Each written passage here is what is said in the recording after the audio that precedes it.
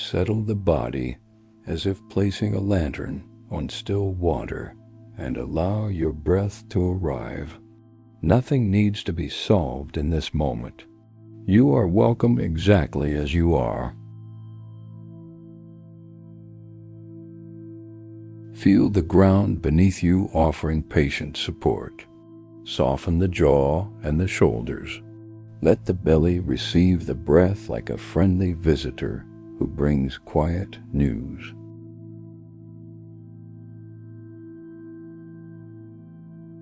With each exhale, release a measure of hurry. With each inhale, receive a measure of care. Imagine a bowl of clear water. Set it down and the silt settles by itself.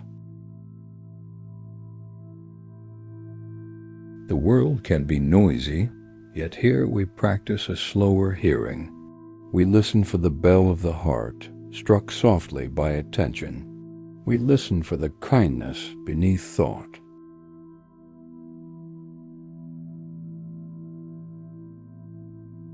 Tonight we walk an old road of practice, where small steps alter the course of a life. No storm is required, only steady feet and a willingness to meet what rises.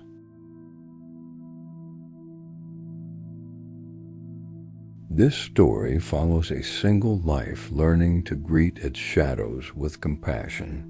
We will keep company with it, the way the moon keeps faithful company with a dark lake.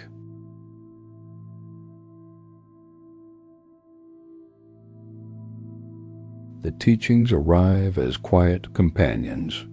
Mindfulness sits beside us like a clear mirror. Compassion warms our hands like a cup of tea. Impermanence opens a window. Begin by remembering that the body is home. Notice the breath trace a gentle arc from nostrils to belly and back again. Let the spine lengthen with effortless care.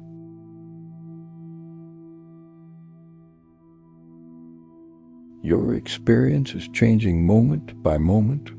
Sensations rise and pass. Thoughts appear and dissolve. Inside the flow, there is a place of quiet and patient knowing. On this path, there is no enemy to defeat. There is suffering to understand and hold without clinging. When we stop fighting ourselves, energy returns to wise action.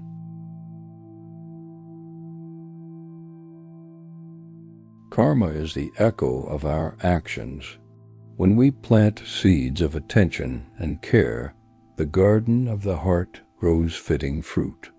Skill follows the choices we repeat. Self-worth is not a prize for perfection. It is the warmth that appears when we stop abandoning ourselves. Belonging grows like dawn entering a quiet room. Impermanence is not a threat, but a promise that nothing is stuck forever. What is tight can loosen. What is cloudy can clear. What is wounded can be held.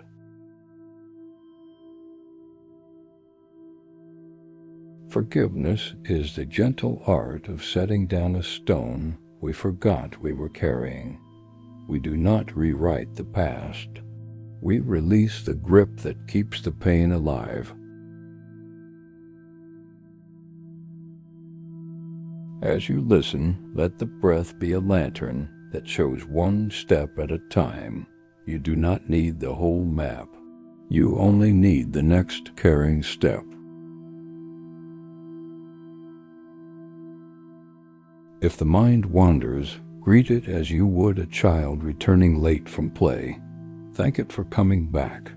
Invite it to rest by the steady rhythm of breathing.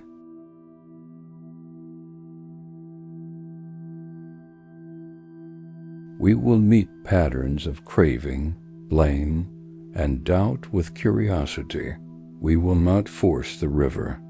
We will sit by its bank and learn how it moves. The heart learns through gentle repetition. A single kind breath can begin a new chapter. A single kind word can change the climate inside a day.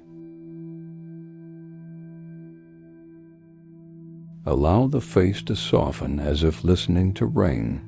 Feel the small muscles around the eyes and mouth grow spacious. Let the tongue rest from its hard work. Notice the contact of clothing on skin, the temperature of the air, the weight of the body. Let awareness widen and include what is already here. In this telling, wisdom is not distant. It is as near as the breath and as ordinary as a step. What is ordinary can become holy when seen clearly.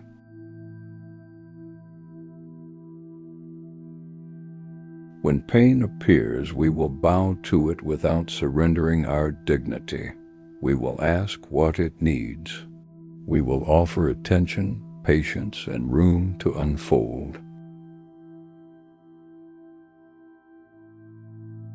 We practice not to escape life, but to meet it fully. We learn to stand in the middle of our experience with a steady spine and a tender gaze.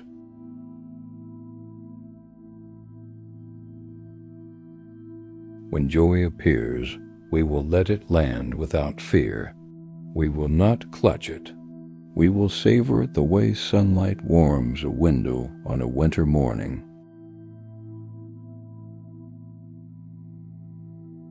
If regret arrives, let it sit at the table.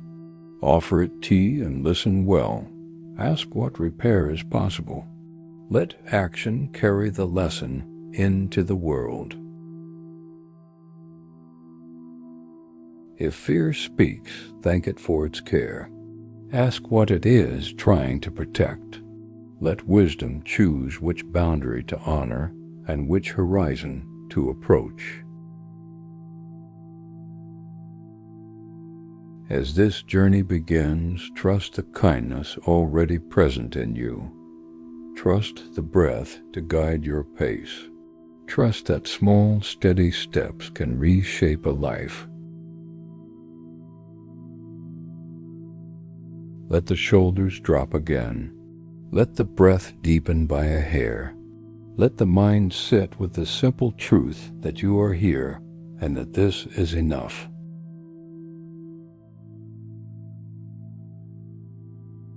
In a moment, we will turn toward our story. We will walk beside a life that looks for healing. We will learn how compassion makes space for change.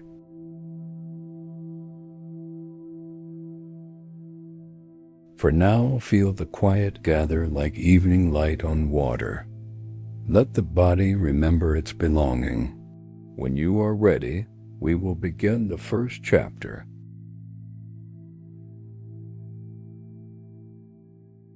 The first chapter opens in a small coastal village where clay dries on wooden racks and gulls braid the wind. In a narrow studio, Kale turns a wheel with steady feet and a restless mind.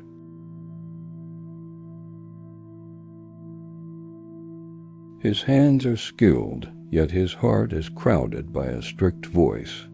The bowl rises graceful and thin, then wobbles at the rim. He frowns and presses too hard, and the wall collapses.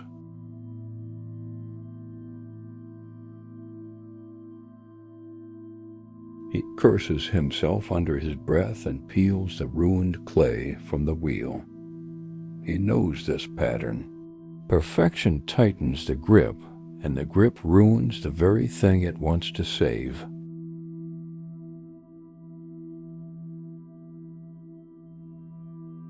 He slaps the clay to the board and starts again. The wheel hums. The studio smells of damp earth and ash. A bell from the harbor drifts in like a reminder to breathe.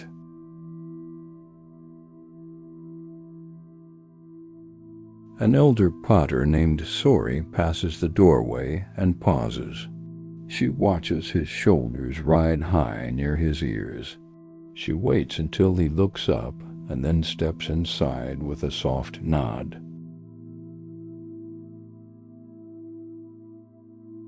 Sori points to the fallen bowl and then to his chest.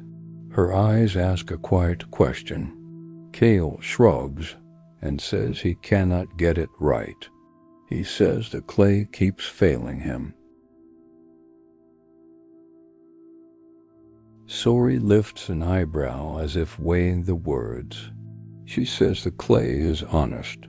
She says the clay reports the state of the hands that touch it.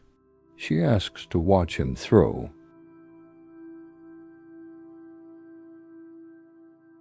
Kale centers a new lump. The wheel gathers speed. His breath holds like a clenched fist. The clay resists. The walls thin too quickly. A ridge forms, and the form begins to lean. Sori rests 2 fingers on his forearm, and he freezes. She says to feel his heartbeat. She says to count 1 breath fully in and 1 breath fully out before moving again.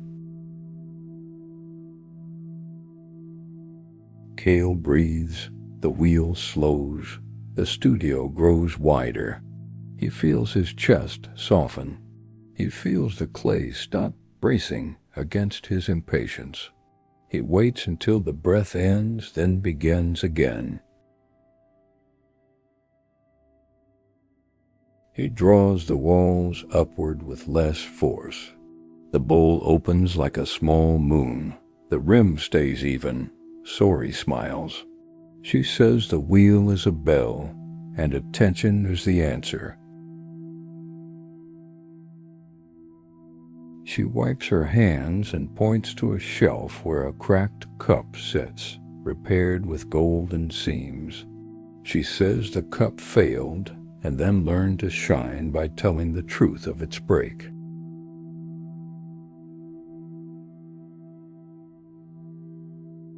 Kale sets the new bowl aside and stares at the golden veins. He asks if the repair excuses the mistake. Sori says the repair reveals the life that remains after the mistake.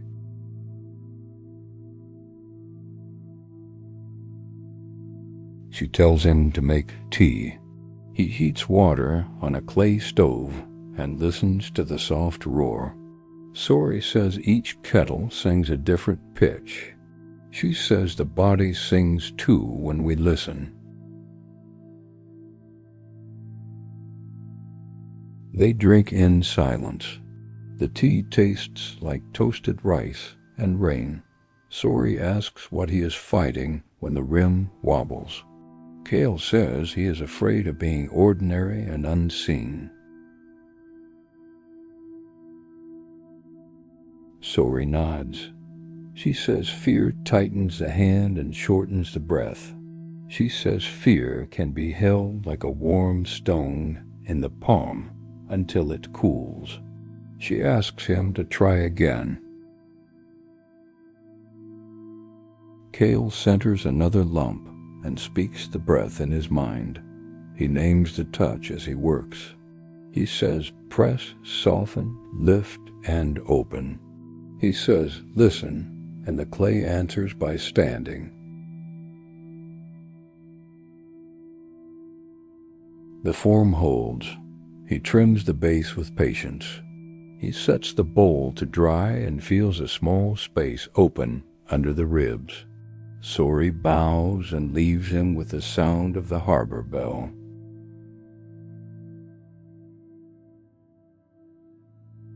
As evening comes, Kale cleans the wheel and sweeps the floor. He notices the part of him that wants to stay late and push for a flawless set. He notices the tug in his chest. He decides to close the studio and walk the shoreline. The tide peels back across stones. The scar wears the last traces of orange. He counts his steps to match the breath.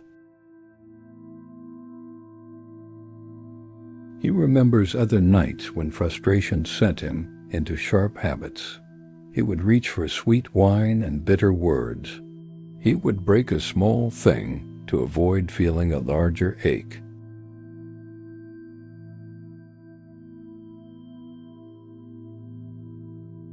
Tonight he watches the mind propose the old escape.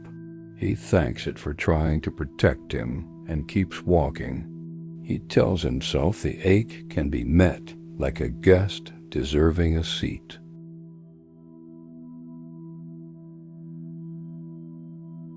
A monk from the hillside temple passes by carrying a basket of seaweed.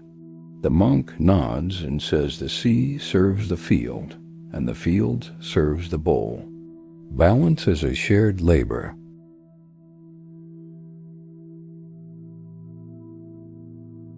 Kale asks how to keep balance when the mind is loud. The monk says to give the mind a simple job that repeats. He says to let the job be kind and steady, like counting breaths.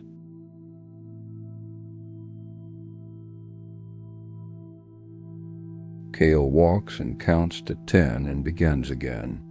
The rhythm clears a space where the body can speak. It says it is tired and would like to sleep. He bows to the message and turns home.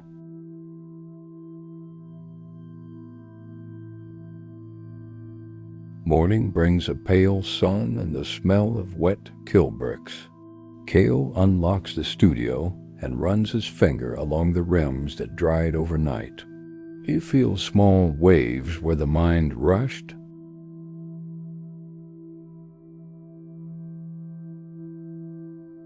He chooses one uneven bowl and sets it on the trimming stand. He breathes and trims until the wave smooths. He decides to keep the faint ripple as a memory of yesterday's lesson.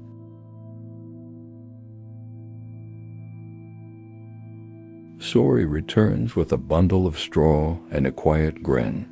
She says today they fire the kill. She says the fire is an honest judge who favors neither pride nor shame, only proper heat. They load the chamber with care. Each pot touches another, yet none steals space. Kale slides his new bowls inside, like placing letters he hopes will find their way to the right hands.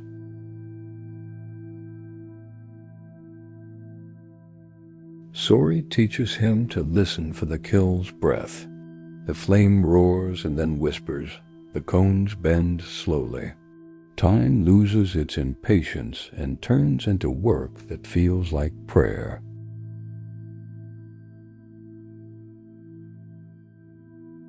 Hours pass. Heat shimmers the air. Kale remembers to drink water and to unclench his jaw. He thanks his body for its labor. He thanks the clay for its patience with his learning.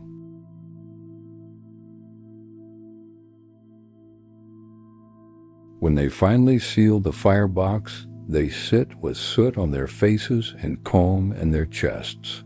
Sori says the results belong to the fire now.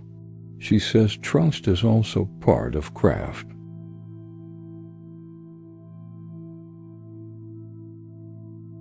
They wait for the slow cooling.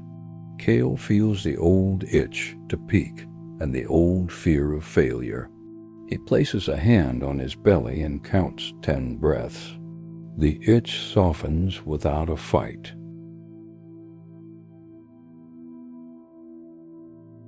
By dusk, the chamber is cool enough to open. The first shelves come out with quiet colors. One bowl shows a fine crack along the rim. Kale feels the sting and then remembers the gold. Sori holds the cracked bowl and smiles. She says this one will teach the others. She says they will mend it with lacquer and powder, and its seam will read like a line of verse.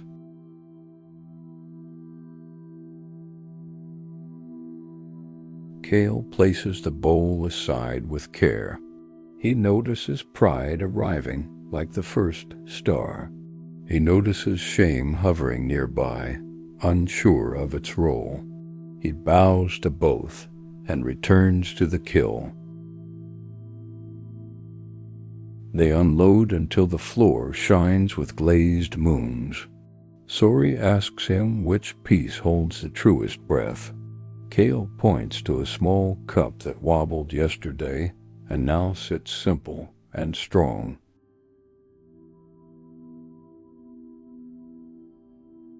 She says to drink from that cup tonight and to taste effort turned into ease. She says to give thanks for the lineage of hands that taught his hands to listen in this way.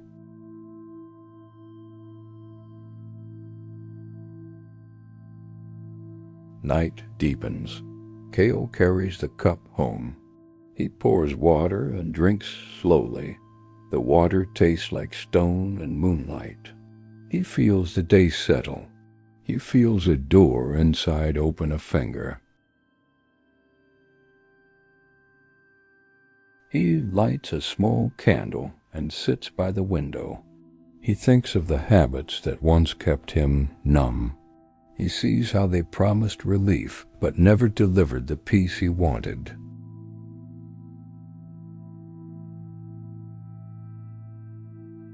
He writes a vow on a strip of paper and folds it under the cup. He vows to pause and breathe when the strict voice rises. He vows to choose care over punishment when mistakes appear.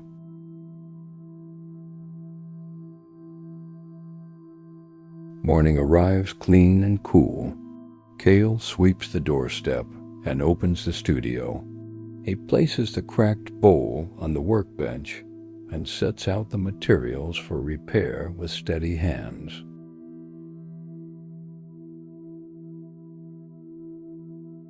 He brushes lacquer along the crack and dusts it with gold. He waits and watches the seam take light. He feels respect for the break, not as a failure, but as a teacher with calm eyes.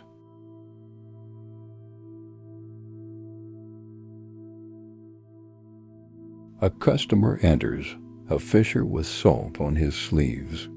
He asks for a cup that can warm cold mornings. Kale offers the small, strong cup and tells its story. The fisher smiles and nods.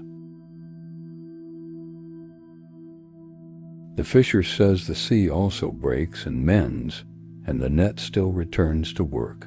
He pays with coins and thanks. Kale wraps the cup in paper and feels simple pride rest on his chest.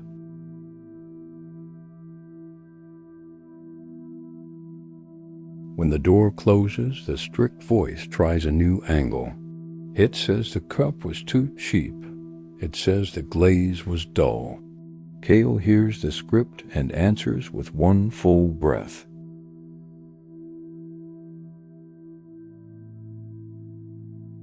He names 3 things he did with care. He centered his breath before the pull. He trimmed with patience. He spoke kindly to himself when the rim wavered. The voice quiets and fades.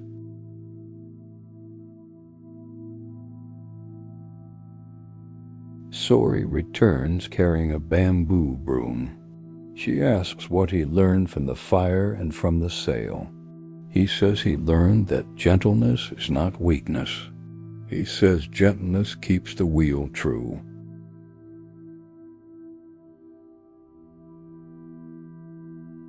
She nods and says right effort is like this. It is steady and appropriate. It is not driven by panic or slackened by despair. It meets the moment with the exact needed pressure.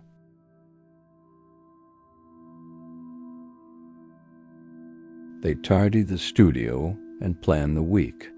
Kale sketches a series of bowls with wider mouths as if they were practicing how to receive. He smiles at the thought and feels his chest widen.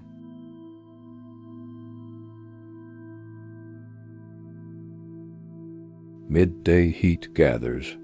Kale closes his eyes and listens to the cicadas. He senses a restlessness and labels it gently as wanting. He watches wanting crest and fade like a small wave. He remembers the monk's advice to give the mind a simple job. He counts 3 breaths and opens his eyes. The room is the same, and he is kinder within it. Work feels possible.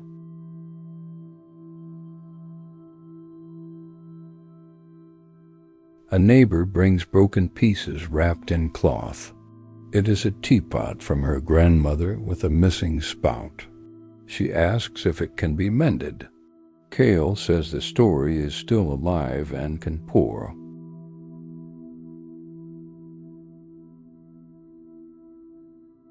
He studies the fracture and plans the repair. He explains that the seam will be visible like a river on a map. The neighbor nods and says a visible river helps one find the way.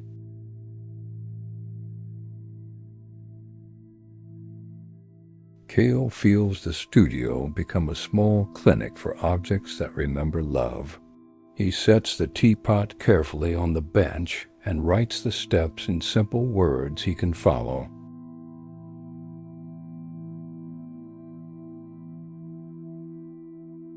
Evening returns with a lavender sky. Kale stands in the doorway and watches swifts loop above the eaves. He counts his breaths and feels gratitude arrive like a calm tide. He thinks of the younger self who broke pots in anger and hid the shards. He sends that self a kind wish. May you feel safe. May you be forgiven. May you rest and ease tonight. He closes the studio and walks the lane. The street lamps bloom one by one. He feels the day shape itself into a lesson written across his hands. He reads it with care and silence. At home, he places the cracked bowl with gold on a shelf by the window. He lets the seam catch the last light. He understands that repair is not a disguise. It is a form of praise.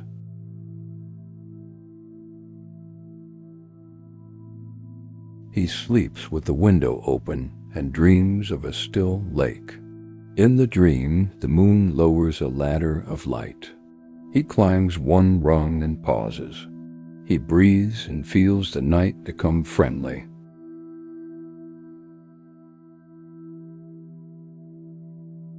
Morning fog gathers along the harbor as temple bells float over the water. Kale wakes before the light and feels a quiet pull toward the hillside path. He pockets the small vow beneath his cup and steps outside. The stones are cool underfoot. Seabirds argue gently and then forget why they argued. At the temple gate he bows to no one in particular and to everything in sight. A novice sweeps leaves with slow, practiced strokes that sound like rain beginning.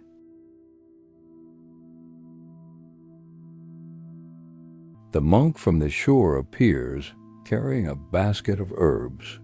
He nods at the vow paper in Kale's palm and asks if the words are heavy or light today.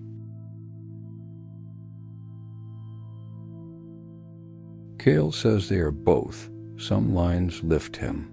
Some remind him where it still hurts. The monk says pain tells the truth of what mattered and still matters.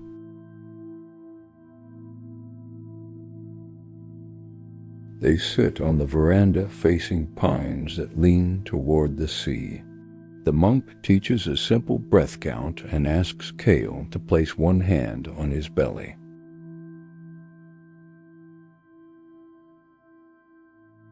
Kale counts from 1 to 10 and begins again. Thoughts arrive like vendors entering a market. He greets each and returns to the stall of breathing. A memory interrupts the count. His father's voice is stern. The boy in the memory drops a pot and cannot meet the gaze that follows. Kale breathes and stays.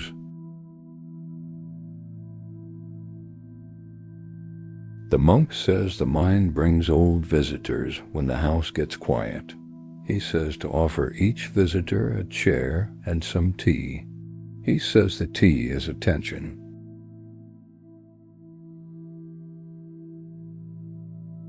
Kale asks how long visitors stay.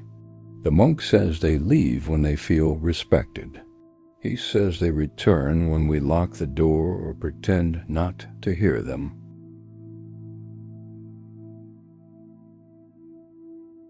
They begin walking meditation along a row of lanterns. Each step matches a breath. The path teaches patience better than speech. The world keeps time for them.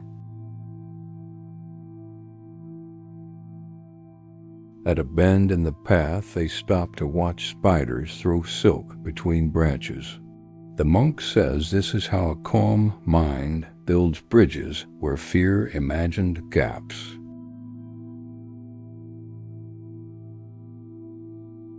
Back in the hall, the abbot welcomes Kale and asks what he seeks.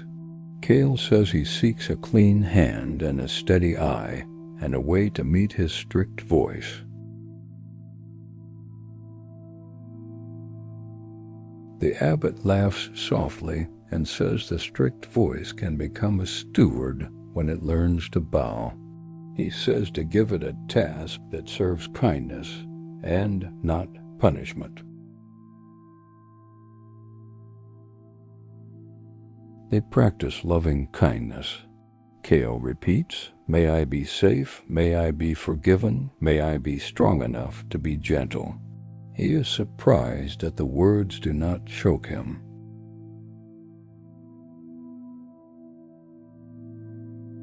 The abbot asks him to include someone difficult.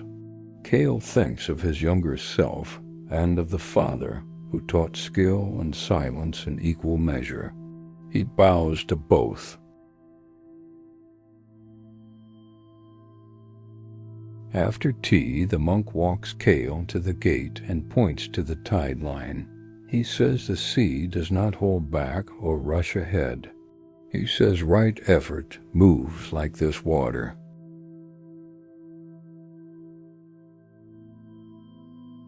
Kale returns to the studio with a new patience in his step. He writes the day's plan on a scrap of paper and places it where he can see it without strain.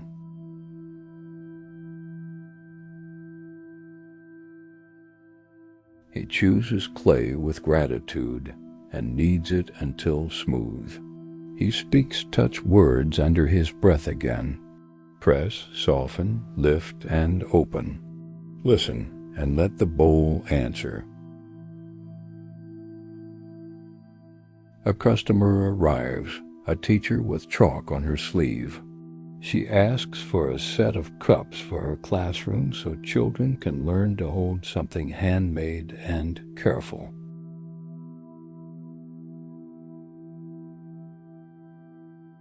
Kale smiles and says he will make them wide and strong.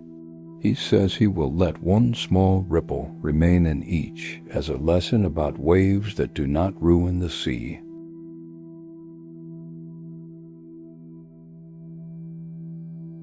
In the afternoon, he meets the strict voice again at the wheel.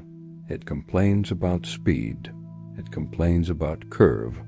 Kale thanks it and asks for measurements instead of insults. '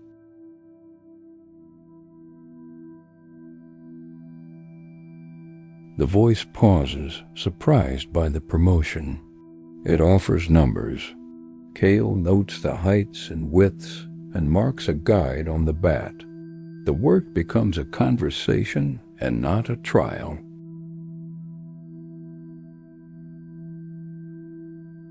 Sori watches from the doorway and nods once. She places a sprig of pine above the kiln door and says the firing will hear this kindness. Kale bows and returns to the next pool. By evening, the classroom cups fill the board. Some shine evenly, some keep their small waves. Kale imagines the children tracing the lines and learning that care allows for change.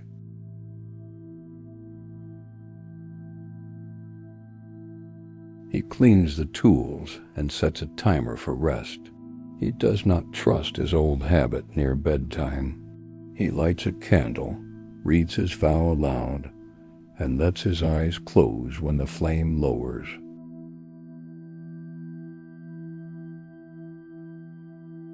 Dreams come lightly. He walks through a field of unfired bowls that ring when touched, not with fear, but with a tone like a bell finding its note in his chest. Rain greets the morning and makes the streets smell new. Kale carries the classroom cups to the kiln and stacks them like a choir arranged by pitch and breath.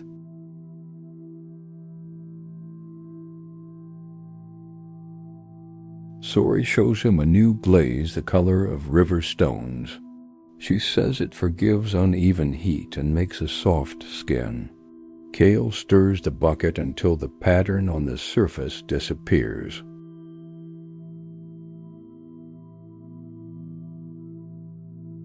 While the pieces dry, he visits the market for sesame cakes. He passes a stall of old tools and finds a rib with a worn edge that fits his palm, as if shaped by his own work.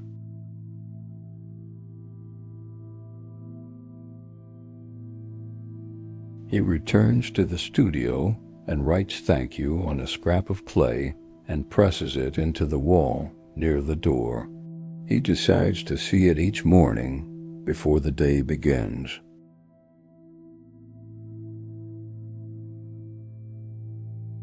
In the afternoon, the monk arrives with a group from the temple. They ask to tour the studio and to try the wheel. Kale hesitates and then says teaching is also a practice.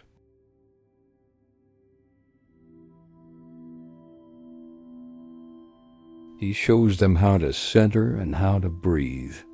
He tells the story of the cracked bowl with gold. He watches hands change when they understand the seam is not a failure.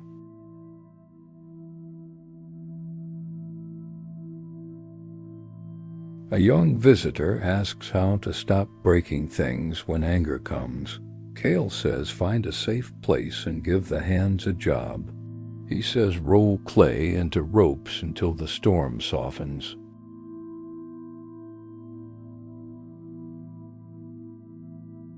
The visitors leave a note that says your bowls sound like the rain roof at the temple.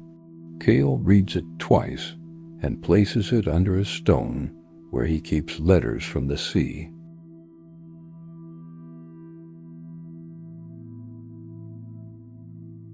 Burning starts after dusk. The kiln eats pine and exhales a low song. Sori and Kale tend the fire in shifts and speak in brief sentences that do not disturb the work. At midnight, Kale steps outside and feels the rain turn to mist. He thinks of his father's silence again and feels something unclench. He lets the breath widen and stay. Toward morning, the cones bow. The chamber glows like a patient star. Sori covers the firebox and rests her forehead on the warm brick. Kale does the same and whispers thanks.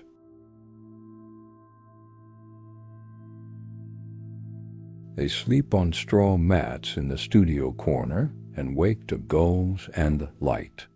When the kiln is cool enough, they open the door and meet a choir of riverstone cups.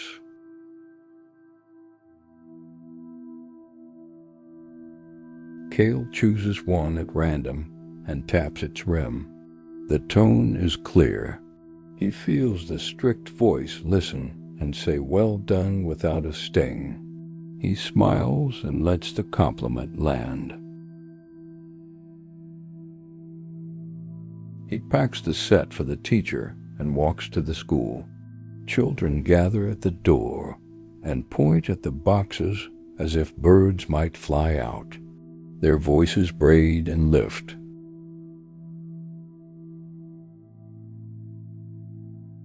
In the classroom, the teacher lines the cups on a shelf and invites each child to choose one by listening.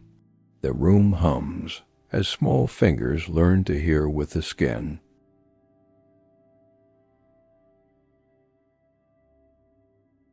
A boy with shy eyes picks the cup with the biggest wave. He says it sounds like his mother humming. Kale nods and says waves help the sea breathe. The class nods with him.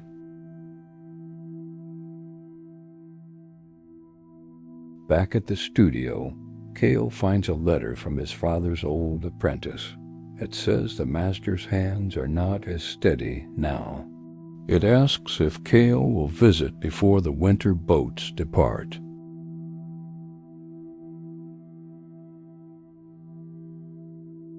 Fear rises, and then a soft loyalty. Kale sets the letter down and practices 3 breaths. He decides to go and to carry the cracked bowl with gold as a gift that speaks for him.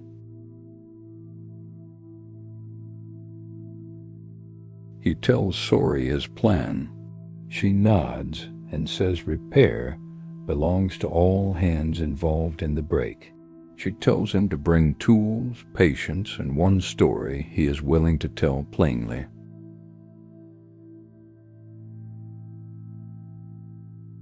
The next morning, Kale boards a small ferry with the bowl wrapped in cloth. The sea lifts and lowers them as if teaching how to bow. He holds the package like a sleeping bird.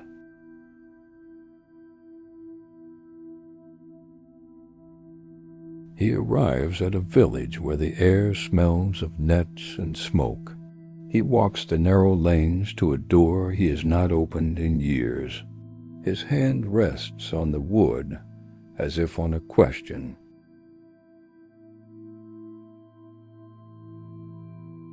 He knocks once and waits. The door opens on a room arranged by memory. The old apprentice, now a master, bows low and calls for the elder, who taught them both to listen. The elder enters slowly with a cane and a smile that remembers the boy and the break. Kale bows and offers the wrapped bowl. The elder receives it as if accepting an apology and a promise.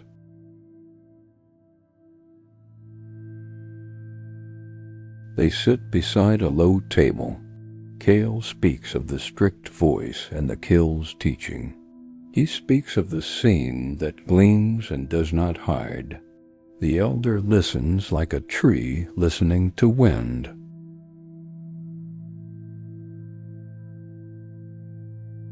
At last, the elder says the silence in our house was not meant to punish. It was the only language I knew for focus and grief. He says I am learning a kinder tongue now. Kale feels warmth spread through the ribs as if a winter window opened. He says thank you for the craft and for this new sentence.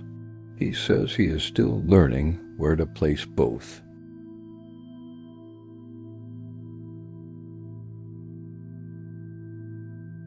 They eat soup with soft fish and rice. The elder asks to see Kale throw once more. In the workshop, Kale centers clay with the breath counting for both of them. The bowl rises calm. The elder taps the rim and nods. He says, "Teach the way you wish you had been taught." He says your students will inherit your voice as well as your skill.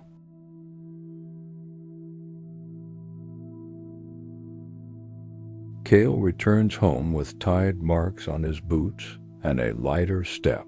He places the empty cloth on the shelf where the golden bowl once sat and bows to the space it leaves.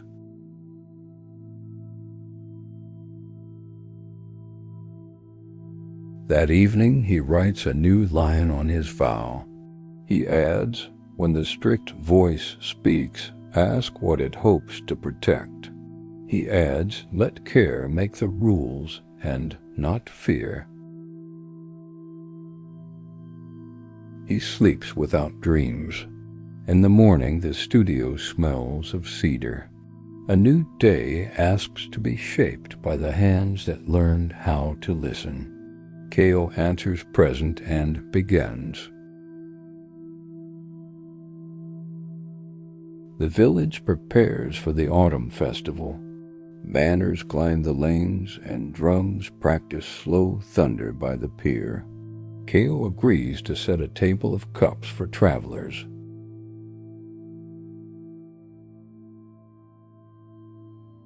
He makes a sign that reads, "Please touch gently." He hopes the words invite rather than warn. He remembers how warning alone can tighten the very hand that needs to soften.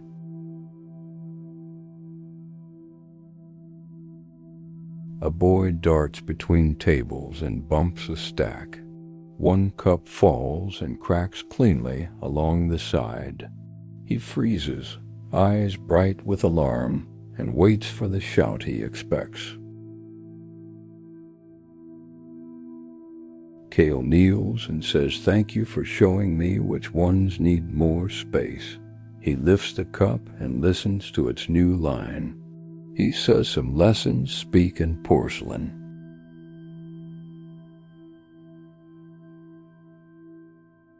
The boy's mother apologizes and reaches for coins.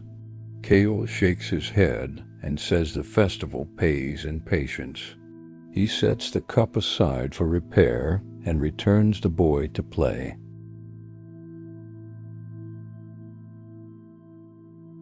Later, the air fills with the smell of sweet rice and grilled fish. Kale serves tea to strangers and listens to the stories that spill in the warm light of evening.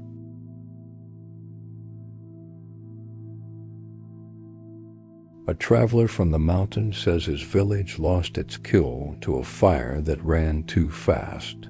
Kale wraps 2 cups for him and writes a note that says begin again with 1 bowl.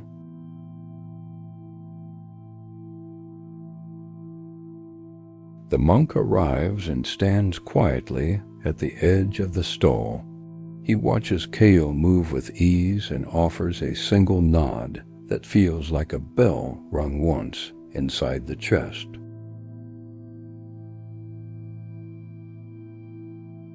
A wind kicks up and flips a banner. The stall next door sells bright trinkets and calls out promises to fix a life by morning. Kale feels old cravings stir and then pass like weather.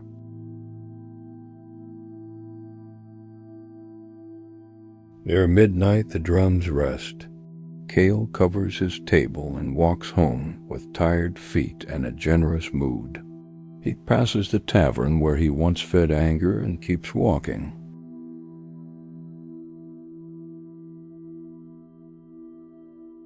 At home he places the cracked festival cup beside the golden one's empty cloth. He prepares the lacquer and gold and lets the new seam learn how to speak.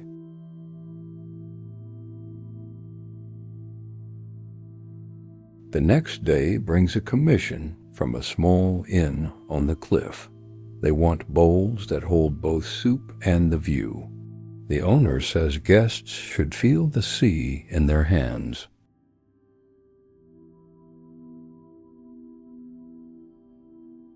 Kale sketches a wide lip that catches light. He glazes a test piece the color of fog. Sori suggests a border of ash to echo the dark line where water meets stone. In the afternoon, a letter arrives from the school. The class has written thank you in many handwritings. One note says the cup with a big wave makes me brave at recess.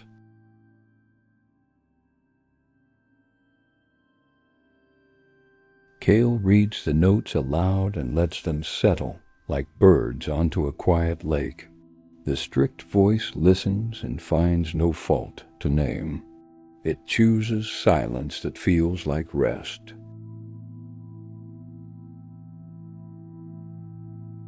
That evening, the monk teaches about the 8 winds: praise and blame, gain and loss, pleasure and pain, fame and shame. He says a steady mind feels the breeze and boughs. Kale recognizes how praise can be a leash and how blame can be an anchor. He sees how gain can speed the breath and how loss can squeeze it. He practices 1 slow inhale and 1 slow exhale. The monk offers Tonglen practice. He says breathe in the heat of suffering and breathe out the cool of relief. He says begin with a small pain you can hold without drowning.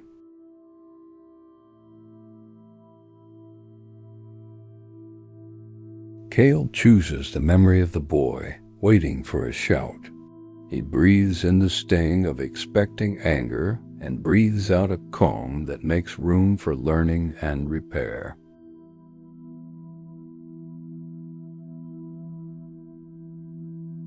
The next morning he visits the cliff inn to measure windows and light. The owner tells a story of a storm that took the old sign and left the building standing like a bowing sailor.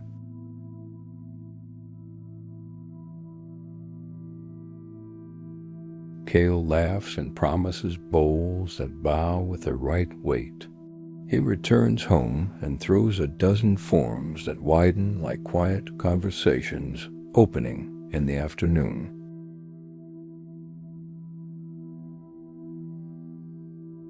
On the 3rd bowl, the clay collapses.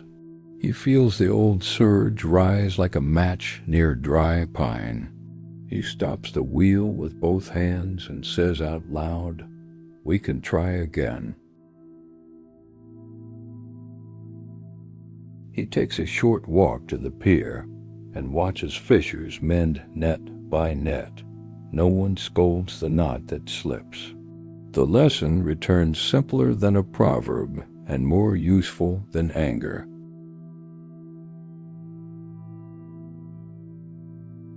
Back at the wheel, he trims the base of another bowl and feels how skill lives in the wrist and forearm, now like a resident and not a guest. He smiles and keeps the pace humane. Sori brings news that the elder has sent a bag of old tools with his blessing. Inside is a wooden gauge with a notch where a thumb once worried the grain smooth.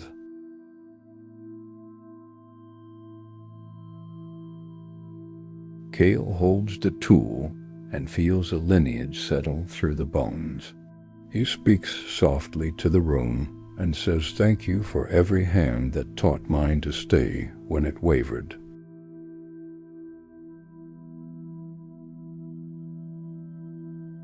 A storm rolls in at dusk and takes the power with it.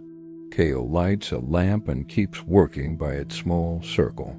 The rain drums a tempo that keeps the pull steady and kind.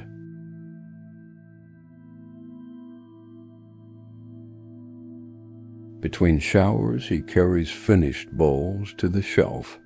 He hears the old tavern laughter across the lane and notices how it no longer sounds like a door he must open.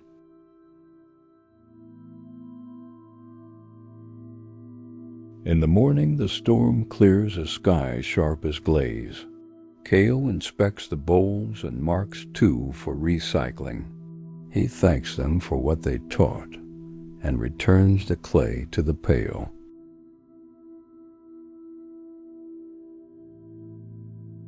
He loads the kiln with sori and places the cliff bowls on the middle shelf. He whispers a wish that they hold hot soup and silence with equal grace for travelers who need both.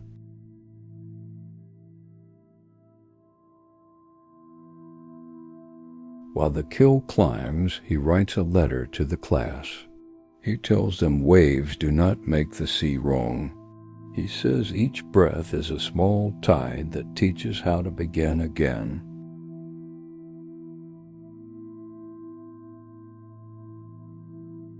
At cooling time, he visits the inn to measure the dining tables. A musician plays a reed flute near the window and turns the air into a gentle river. Kale listens and learns a curve.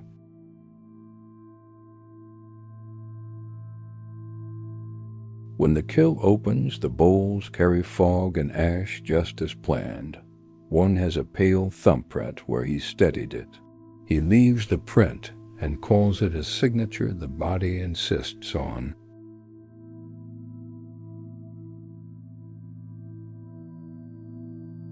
At delivery, the inn owner lifts a bowl to the light and nods. Guests eat soup in a hush that feels like reverence. The flute returns at dusk, and the bowls ring when rinsed.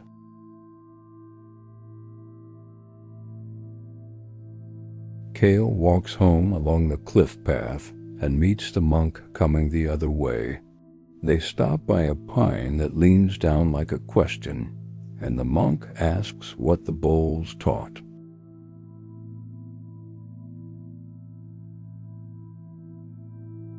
Kale says they taught the right size of effort and how not to steal space from silence. He says they taught him to trust a thumbprint that proves a person was here.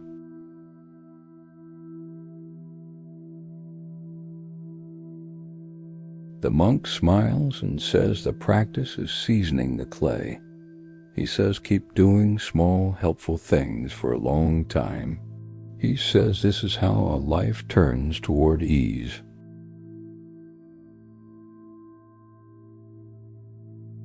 A week later, the market announces a contest for the festival's closing night. Potters will throw blindfolded to raise money for the school. Kale feels both joy and dread rise.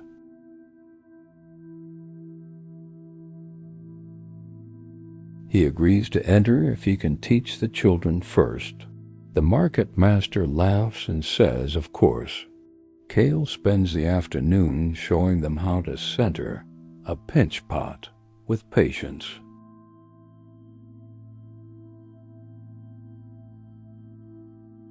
On the night of the contest, the square fills with lanterns and laughter.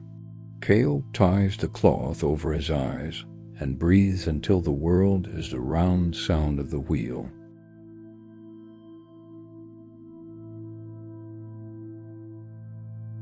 He throws by touch. The crowd quiets. He hears a child whisper, listen to his hands.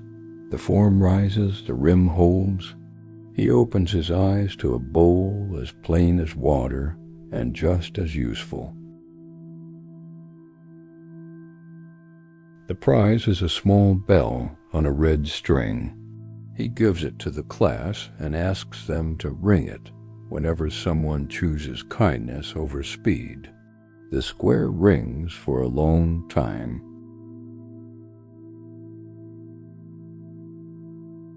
After the festival ends, fatigue arrives with its honest weight.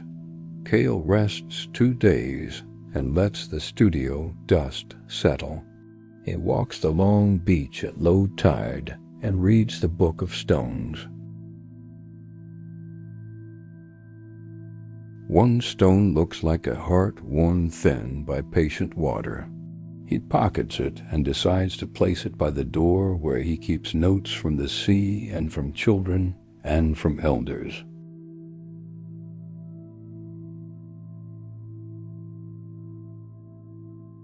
As winter nears, orders slow and light lowers early.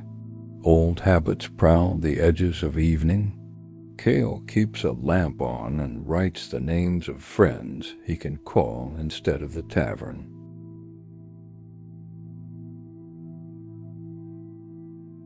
He visits the temple more often.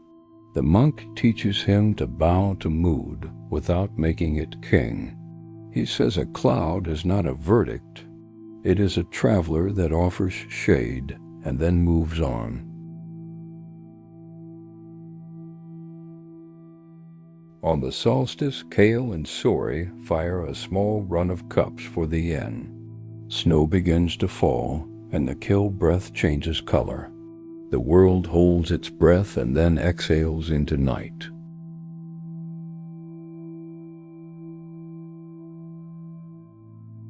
The next morning, the studio is quiet as paper. Kale writes a line on his vow that says teach with stories and with bowls. He smiles and adds, keep one ripple to remind you of the sea.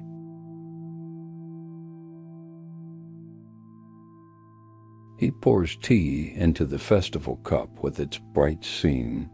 The gold catches winter light and throws it gently back into the room. He drinks slowly and begins the day with ease.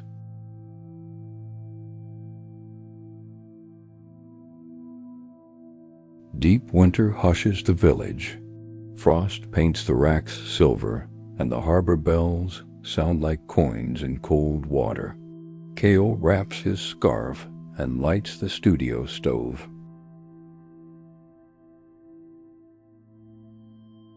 He begins a series he calls shelter bowls. Their walls thicken to keep heat, and their lips turn in slightly, as if listening. He writes small blessings under each foot.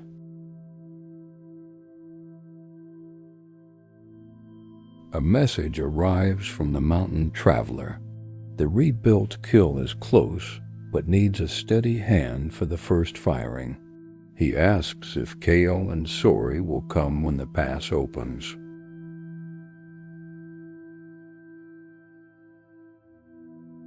Sori says yes before the ink dries. She says lineage travels by foot, by breath, and by shared night fires. Kale feels the yes warm the room like an extra log. Snow falls for 3 days. Kale rests more than he wants to and notices the old itch pacing. He gives it a broom and sweeps corners that have not seen attention in years.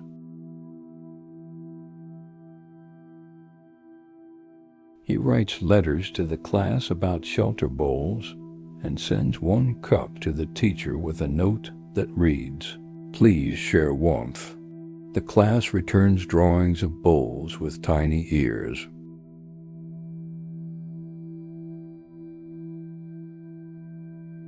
When the road clears, they load tools and food into a cart and start toward the foothills. Pines stand like guardians. The world narrows to the sound of steps and breath.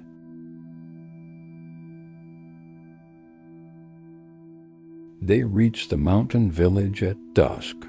The kiln is new brick with old wisdom. Its arch holds the shape of patience. The crew gathers with hope that needs careful handling.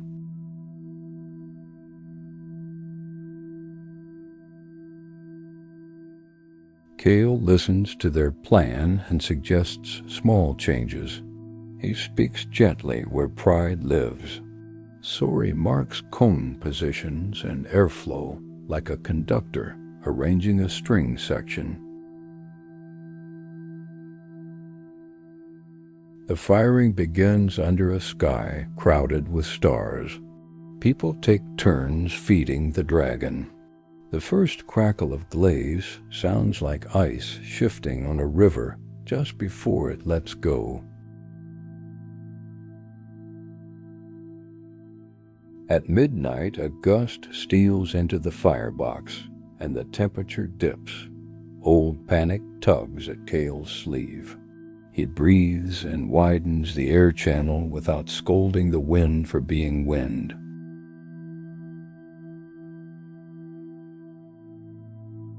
The kiln recovers. A cheer lifts and then settles into work again. Sori hums a tune Kale has heard in every studio that holds more trust than fear. The night stretches and holds.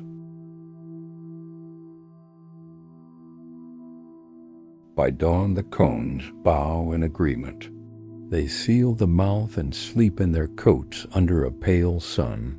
When they wake, steam rises from roofs like gentle spirits leaving tea.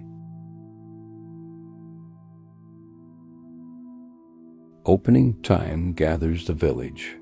The door swings wide to rows of bowls, the color of winter rivers. One piece has a soft tear near the base.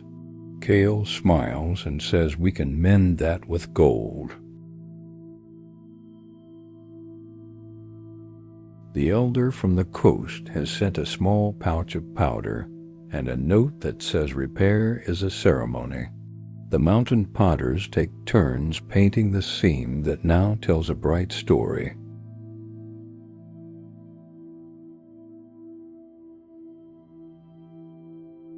Kale teaches the children to hear the pitch of each bowl.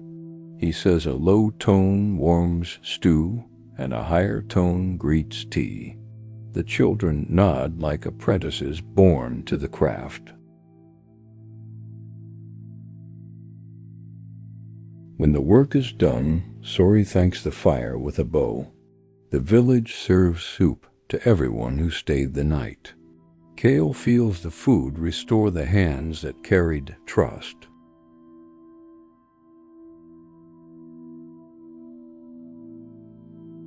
On the hike home, clouds lower and snow begins again. The road disappears in white. They shelter under a rock shelf and wait. Kale practices Tonglen for the ache in his legs. Sori tells a story about failing a first kill and sleeping beside ruined ware. She says the worst part was not the loss, but the belief that the loss defined her. She laughs softly now.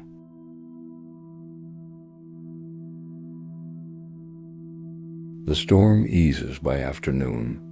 They reach the coast at dusk, cold and grateful. Kale warms the studio and lights the lamp. The room feels like a friend who kept the fire for him.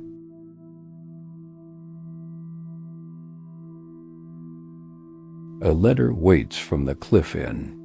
They ask for a wedding set, 2 bowls and 2 cups, to bless a pair who mended a hard year with patient attention. Kale smiles and writes yes.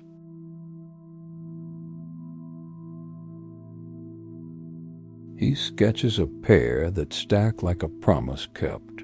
The glazes will echo fog and ash again, with a thin line of gold leaf under the lip to catch light at the first sip.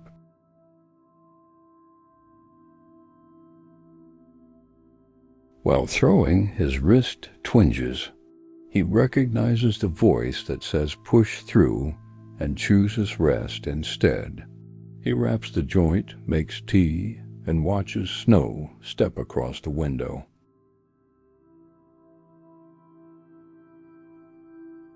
The monk visits with a jar of balm and a cone. He asks who turns the wheel when the hands rest. Kale laughs and says the breath. The monk nods and says the breath throws well.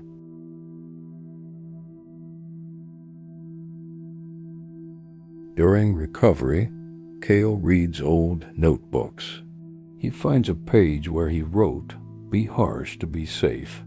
He writes beside it, "Try gentle and see if safety grows roots instead of spikes."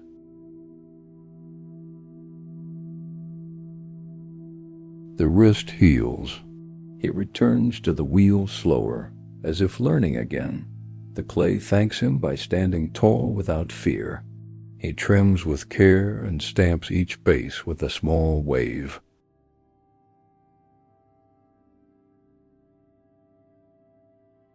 Firing day arrives clear and windless. The wedding set glows like a promise under snow light. Kale boxes the pieces with cedar shavings and a note that says, "May your kindness multiply." On the way to the inn, he passes the school. The class runs to the fence and rings the red string bell. He bows, the children bow back in a ripple that moves like sunlight on water.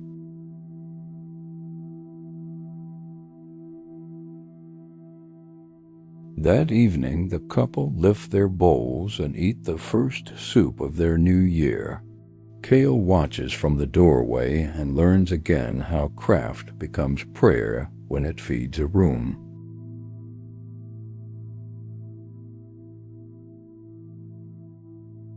Later, alone, he writes on his vow that love is a kiln that needs regular tending. He adds, "Choose wood that burns steady, and people who remind you to open a window."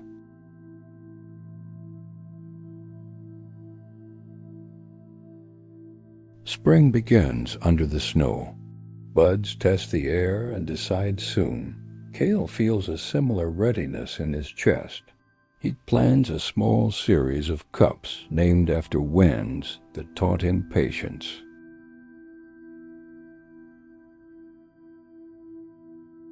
He visits the harbor to listen. The sea does not hurry its teaching. It repeats its one lesson about arriving and leaving until the body understands. Kale walks home lighter.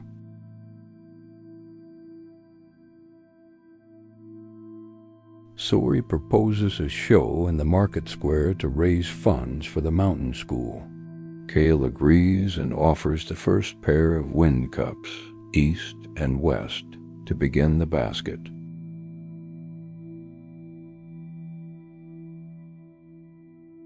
Preparing for the show, he finds the rib from the old stall and finally sees why it fits his palm. It was carved by uncertainty into a shape certainty can now hold. On market day, the square fills with friends, students, and strangers. Kale speaks about waves and windows and gold seams. He watches faces soften where strict voices live.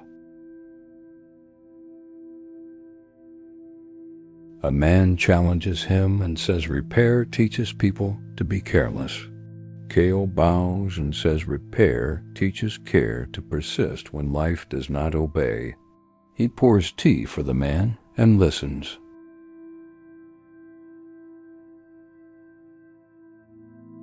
The man tells a story of loss that stole his gentleness. Kale thanks him for trusting the square with it. He offers a small bowl with a bright seam and says, "This is how I kept mine."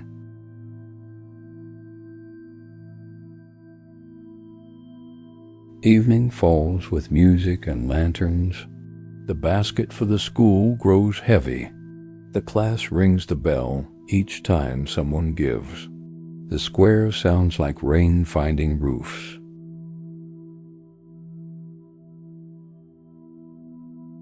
After cleanup, the monk hands Kale a folded cloth.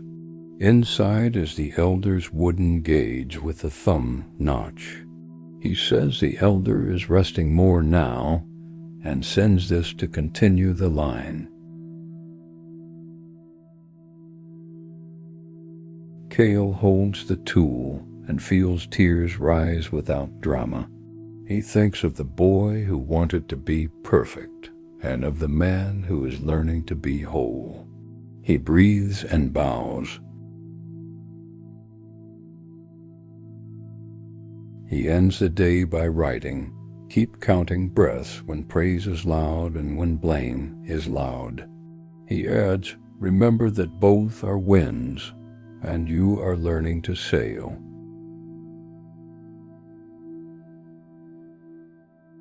The studio sleeps. Outside, ice loosens its grip on the eaves. A drip begins and then another. The world changes by small insistences. Kale smiles and lets them work. Spring deepens into rain, and with it comes a visitor Kale thought he had dismissed. Darkness sits on the studio step and asks if there is a seat at the table. Kale opens the door and offers tea. He remembers the monk's instruction to host each guest with respect. Darkness wraps both hands around the cup and waits.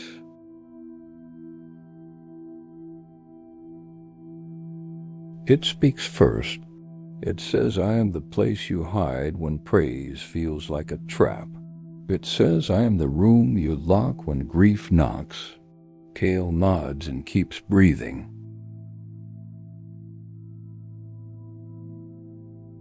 He asks what work darkness can do that helps. It says, "I can point to the corners you avoid.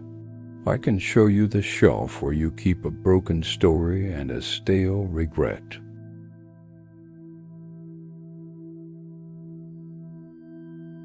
They walk the room together. Kale notices a box of old invoices that smell like worry. He burns them in the stove and writes a receipt to himself for attention paid.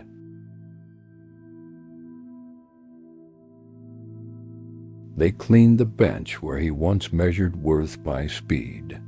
He writes on the wood, "Pace of care." Darkness laughs and says, "I like a shop that labels its jars."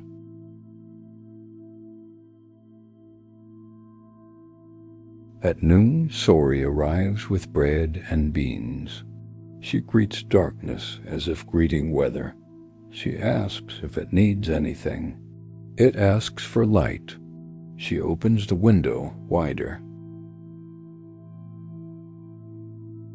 In the afternoon, Kale throws a new form. It is deeper, made for broth that lives near the center. Darkness watches without comment as the curve finds itself.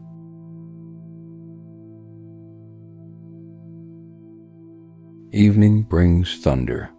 The street floods, and the tavern across the lane grows loud. Darkness glances at the door. Kale says, "We can listen from here." Darkness nods. Days pass. Darkness becomes a quiet roommate. It points to nights when Kale should sleep, and to mornings when a walk will teach more than a wheel. Kale thanks it for honest counsel.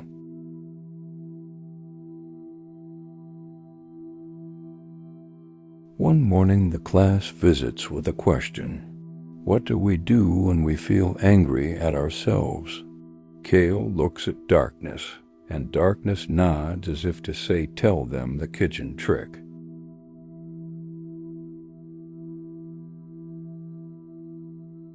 He says, "Find a safe bowl for the feeling. Do not pour it on people. Stir it with the breath until the boil becomes a simmer. Add a pinch of kindness and taste before serving."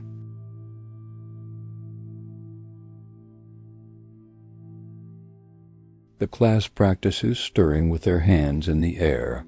The room laughs. The bell rings. The teacher thanks Kale for turning a storm into a recipe the children can remember.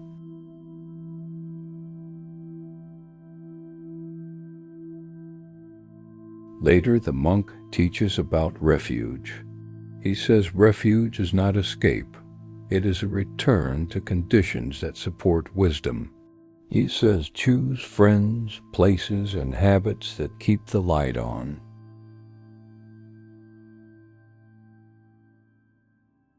Kale writes his list of refuges on the wall: breath, wheel, shore, temple, letters from children, Sori's laugh, the red string bell, and the sound of bowls rinsed at dusk. Darkness adds a line in neat script: honest sleep. Kale smiles and keeps it. He realizes that the guest is becoming staff and that the house runs better with clear roles. A letter arrives from the mountain school. They invite Kale to teach a week of repair. He packs gold and stories and boards the ferry with a bag of warm clothes and a steadier heart.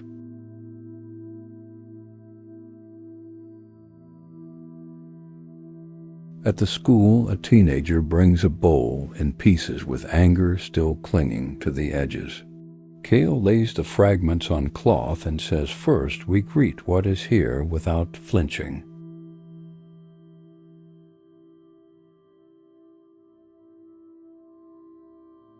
They sort the pieces and find where the seam wants to travel.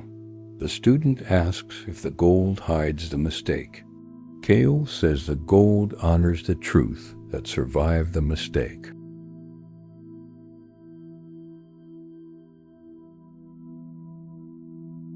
They work in silence while rain plays the roof. The bowl returns under their hands with a brighter line than before. The student breathes differently and says thank you without looking up.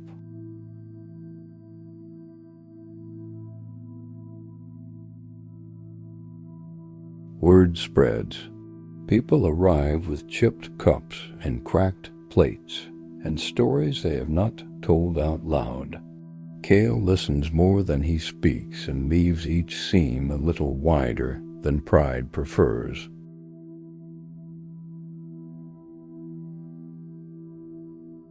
On the last day, the class surprises him with a cloth full of small broken things repaired with care. They call it the Museum of Continued Life. Kale bows and promises to visit again.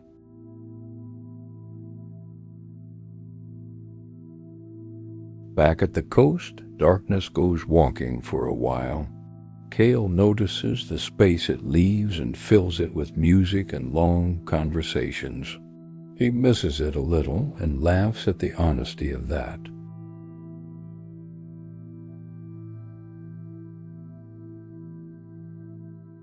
Sori proposes a kill festival for the solstice. The plan includes a silent hour where everyone listens to bowls without speaking. Kale agrees and writes a sign that says, "Let hearing be a practice."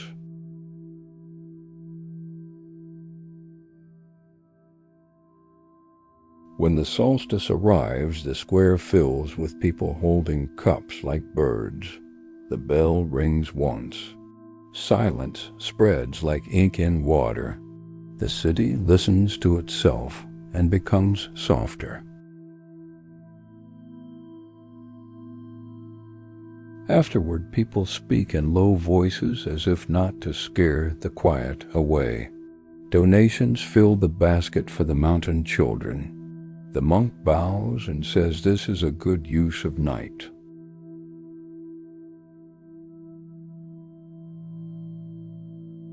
Through summer, Kale experiments with a new clay that remembers the shape of water.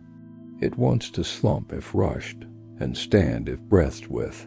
He learns its language one patient bowl at a time.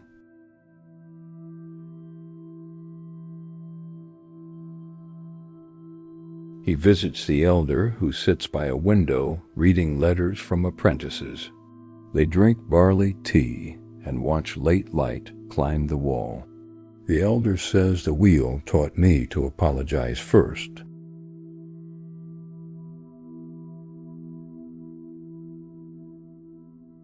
Kale laughs and asks why. The elder says the wheel forgives faster than people. Apology lets the hand soften enough to meet the next touch without a lie. In autumn, the Cliff Inn requests a set for a memorial. A sailor has died and the family wants to eat together in a circle of bowls that recall the sea without taking it.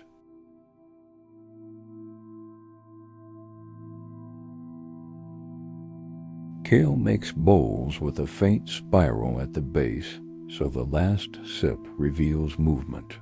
At the memorial, the family passes stories like bread, and grief sits among them without needing to be sent away.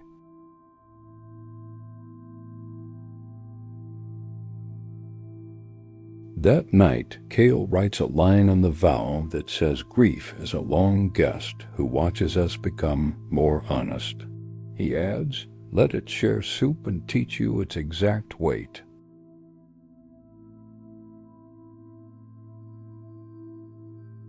Darkness returns at the edge of winter with quieter shoes. It says, I have seen your house grow kinder. It asks if there is still work for it. Kale says yes, there is always a corner. They clean the cupboard where he kept comparisons. He writes on the door, another path is not an indictment of mine. Darkness ties a red string to the handle and nods.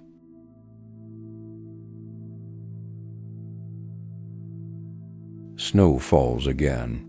Kale hosts a small gathering for students and neighbors. They eat noodles and talk about the 8 winds.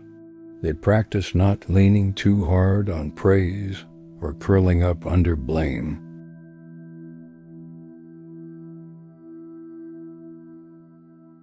After the guests leave, Kale washes bowls slowly. He hears the water ring each rim. He thanks the day for bringing people to the table and for letting them leave with lighter steps.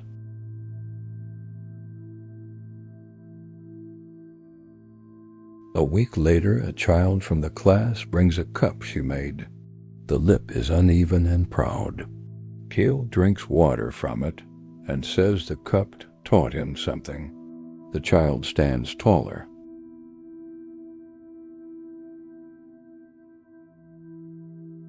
Work continues. Kale learns to rest when the wrist hums, to walk when the mind races, to teach when the voice is kind, and to close the door when the house needs quiet repair.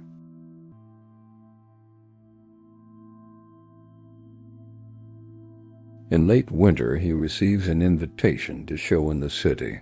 He feels both yes and no rise like twins. He asks the monk. The monk says, choose the one that keeps practice intact.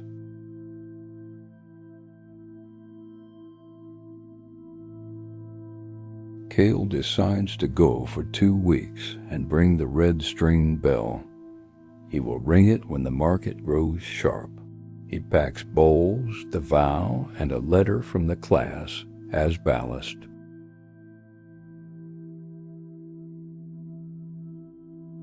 The city roars on arrival. Lights speak a fast language. Kale sets his table with simple shapes and a sign that reads, please listen with your hands. People pause and then smile. A critic stops and raises an eyebrow at the gold seams. He asks if this is fashion. Kale says it is farming. He says the field is pain, and the harvest is attention that feeds the town. Sales go well enough. More important, strangers tell him small truths and leave carrying bowls, as if they were carrying a promise to be gentler with their mornings.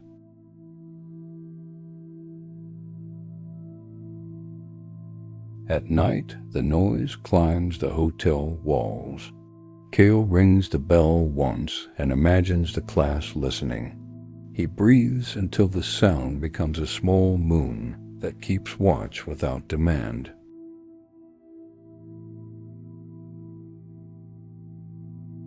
On the last day, a young artist asks how to stop being cruel to herself when she misses the mark.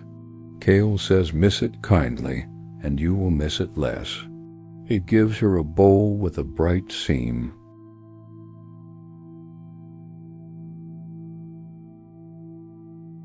He returns home with fewer bowls and a steadier step. Darkness meets him at the door and points to the stool. They sit, count breaths, and agree the city was a useful wind.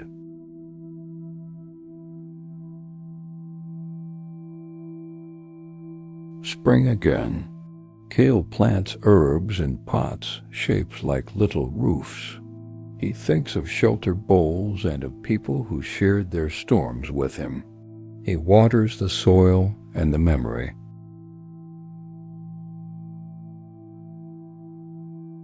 In the studio, he begins a long, narrow vase that will hold branches for the temple.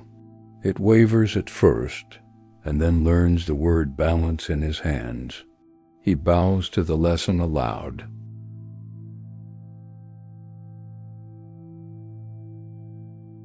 At sunset, he walks the shoreline and watches the tide outline the evening. He picks up a stone and places it on the vow paper to keep the new lines from wandering off.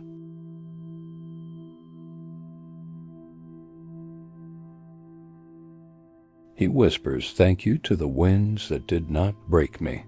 He adds, "Thank you to the breaks that taught me how to bend." He turns toward home with gratitude in his stride.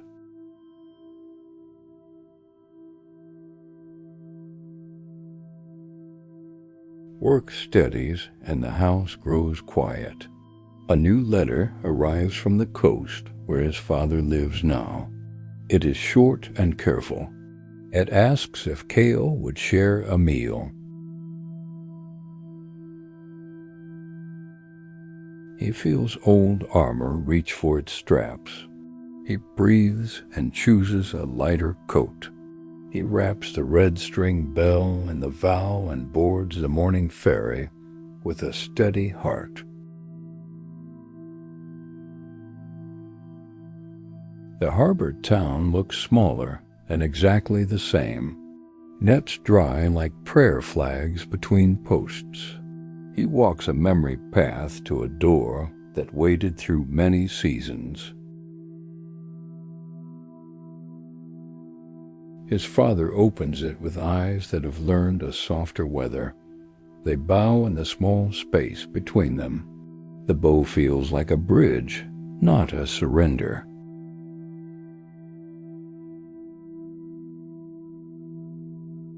They sit at a table warmed smooth by work. Soup steams in simple bowls. The elder apprentice, now a friend, pours tea and leaves them to the language they are still learning. The father says, "I taught with silence because I did not trust my words." He says, "I thought praise would make you careless and that blame would sharpen your hand."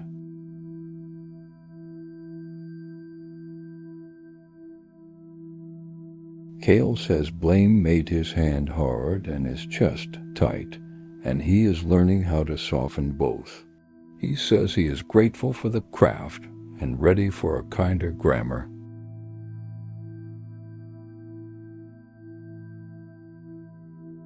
They eat in the quiet that follows truth. After the bowls are cleared, Kale unwraps the cracked cup mended with gold. He sets it between them like a candle that remembers fire.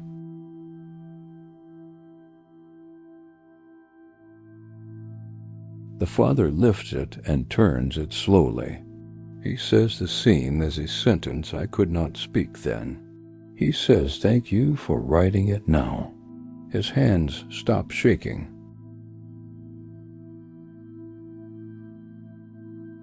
They walk to the old workshop where dust smells like stories. Kale centers clay and throws a bowl while his father counts breaths beside him. The wheel sounds like a bell answering a bell.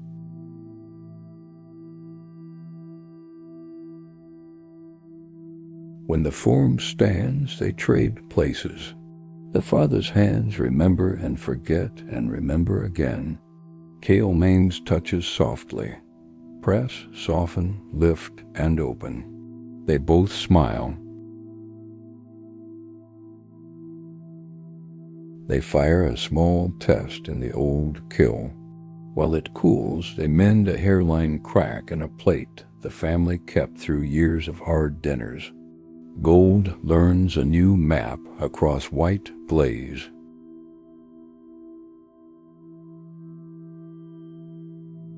In the evening, they carry 2 bowls to the pier and eat noodles with gulls for company. The horizon loosens something they both were gripping. They watch the sea breathe for them.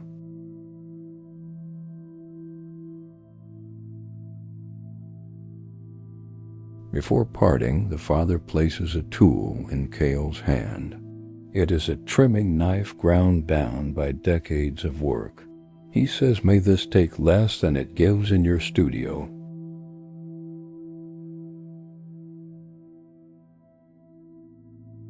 Kale bows and places the knife beside the elder's gauge with a thumb notch. He understands now that lineage is a circle of gifts returning home by different roads.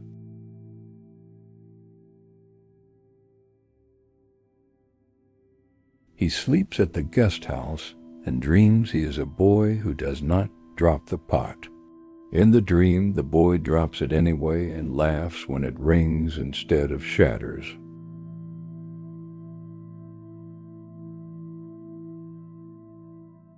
Back in his village, he writes a line on the vow that says, "Speak praise that teaches and blame that repairs."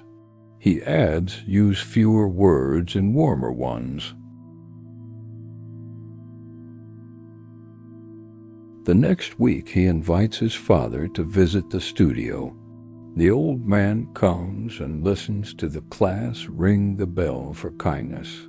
He rings it once for himself and once for his son.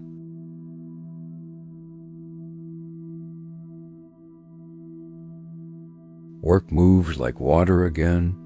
Kale throws a series named Bridges. Each carries a faint gold thread near the lip.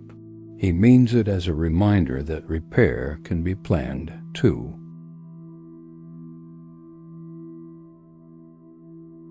A traveler from the city commissions a tea set with 2 cups that face each other when stored. Kale designs saucers that meet like palms and hold the cups as if in a bow.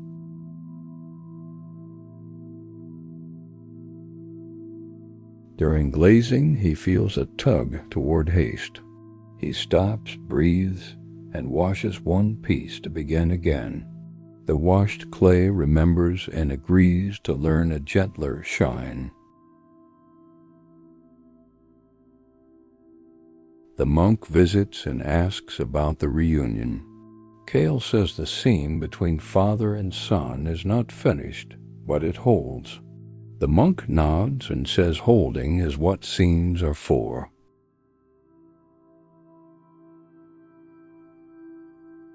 Sori brings news that the mountain school has roof leaks. Kale organizes a market day to raise funds. He offers the first Bridges set and tells its story to the square.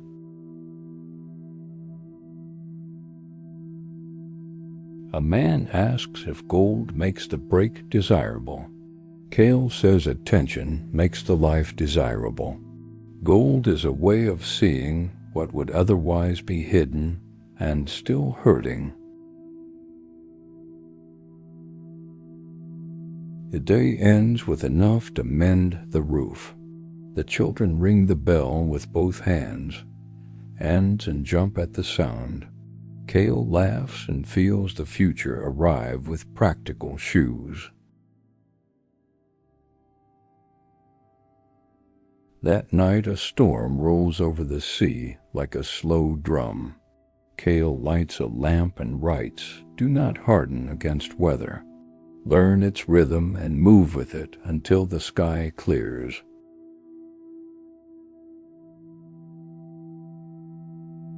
In the morning he ships the tea set to the city and places the trimming knife in his tool rack.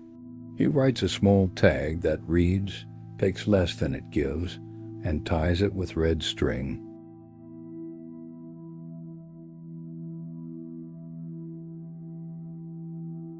A woman brings a bowl with a break that wanders like a river delta. She asks if the pattern is too much. Kale says rivers make maps worth reading. He mends it wide and bright.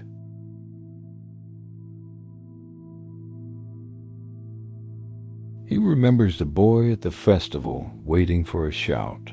He writes the boy a letter that says your pause taught a village to breathe. He includes a cup with a single ripple for courage.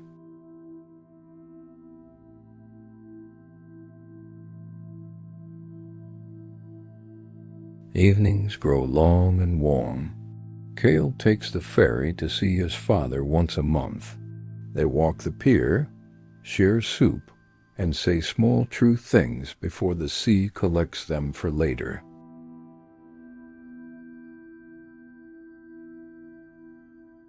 On the last visit before summer, the father presses coins into Kale's hand for the school roof. He says a kiln needs shelter, and so does a boy who once waited for my words.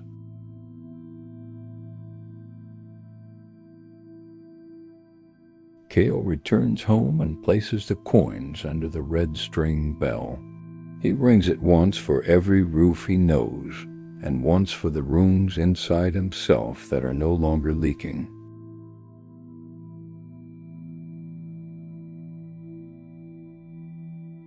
Summer heat thickens the air. Orders stack and sleep thins. Old habits circle like moths near a lamp. Kale notices and writes more breaks into the day. One night, after a firing that runs late, he walks past the tavern and stops. Laughter spills like coins. He stands in the doorway and feels a familiar tug at the ribs.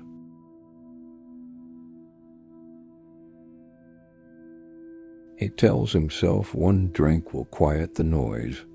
He enters and sits. The first swallow is sweet and fast. The second wakes the strict voice, which arrives with its ledger.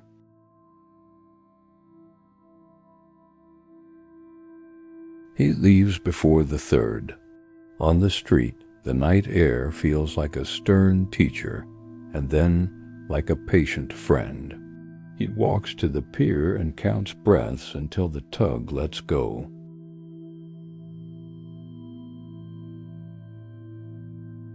In the morning, he tells Sori the truth. She nods without drama and hands him tea. She says repair is a verb you know well. She says begin now and make something simple.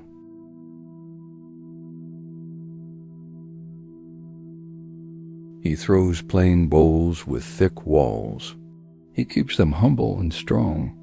He writes under one foot, stayed for the third, and under another, left after the second.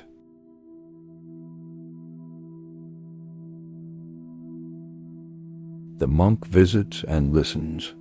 He says shame tries to make a home by shrinking your life. He says expand gently instead. Add phone calls, add walks, add early sleep.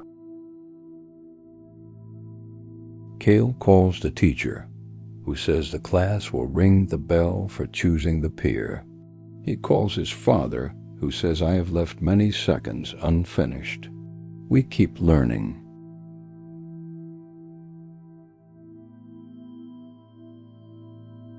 He arranges the studio so temptation must walk through a row of letters from children. He puts the vow near the door and the bell on the shelf where the key waits at night.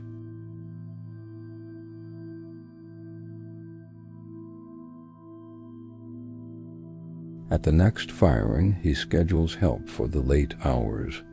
A neighbor sits and tells stories about fishing in storms. The Kiln breathes steadily. The night becomes an ally again.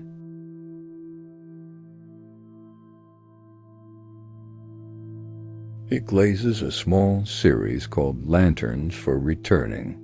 Each cup has a pale band near the rim that catches any bit of light and returns it to the drinker.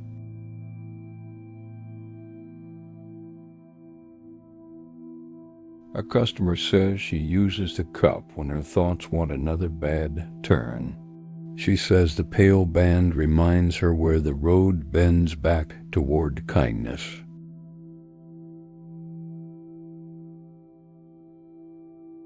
Work regains its rhythm. Kale sleeps deeper and rises earlier. He finds the edge where zeal turns brittle and steps back a breath. He keeps the pace that keeps the vow intact. An invitation arrives from the city museum for a small show on repair.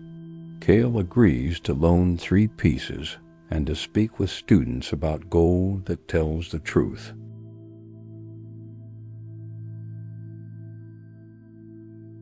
On the day of the talk, a young man asks how to forgive a relapse. Kale says name the truth and keep moving in the direction of care. He says forgive like opening a window.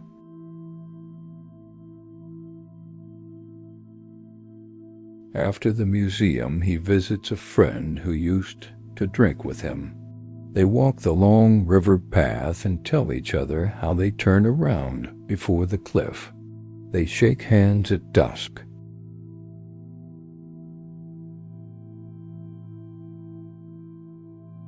Back home, Kale makes a jar with a narrow mouth and names it Boundary.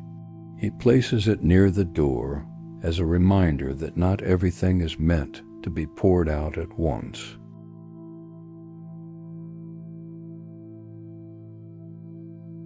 Sori laughs when she sees it and makes a matching jar named Permission. Together they look like a couple who learned to talk after years of guessing.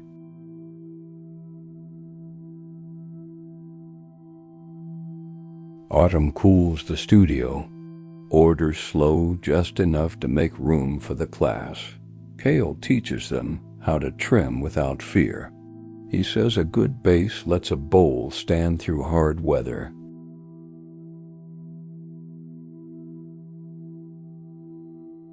A letter arrives from the mountain. The school roof no longer leaks. The children send a drawing of a Kiln wearing a hat. Kale pins it up and rings the bell twice for joy.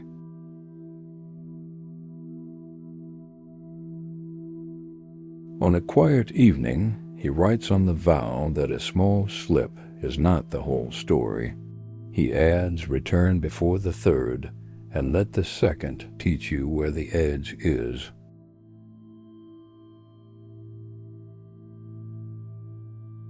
He sleeps early and wakes to a clean sky. He thanks the night for letting him walk past the old door and for keeping the pier open for turning around without shame.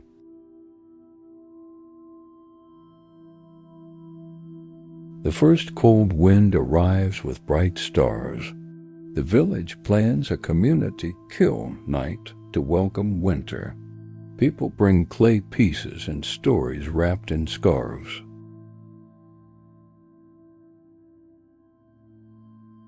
Kale and Sori prepare the chamber like a guest room. They sweep, set cones, and hang a paper sign that reads, "Your patience is part of the heat."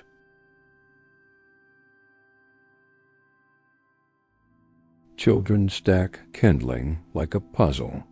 The monk ties a red string across the woodpile and says we feed the fire with care, and we feed each other the same way.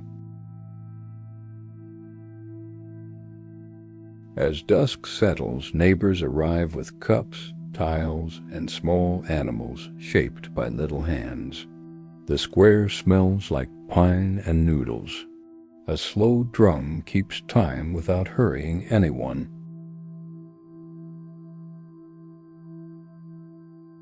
Kale tells the story of the bowl that failed and learned to shine. He points to the seam on the festival cup. He watches faces relax when they recognize their own bright lines.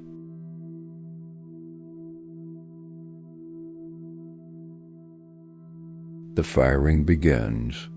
The flame learns the shape of the chamber. People take turns at the stokehole.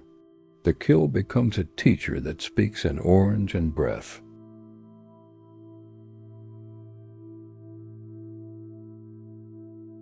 A gust sneaks down the street and rattles the tarps. For a moment the crowd tenses. Kale lifts his palm and breathes. The monk counts 2 slow cycles, and the wind passes. An elder tells a story about holding a village together during a season of harsh news. She says we learn to ask what helps right now, and to do only that again and again.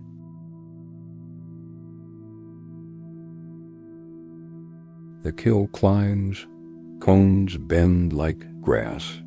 Children fall asleep on blankets and wake to eat noodles and fall asleep again. The square keeps watch while the pots find their voices.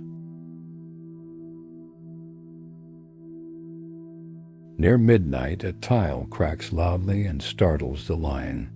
Sori says quietly, we will mend that one with a river of gold and make the river wide enough to carry a boat.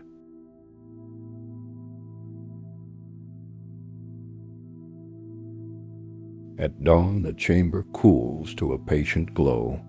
When the door opens, the first shelf shows a row of cups the color of warm stones. People cheer softly as if not to scare the glaze.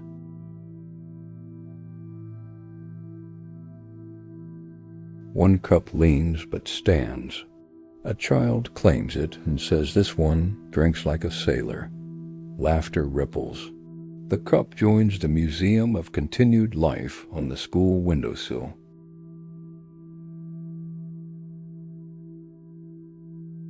Kale feels a wide ease in the chest.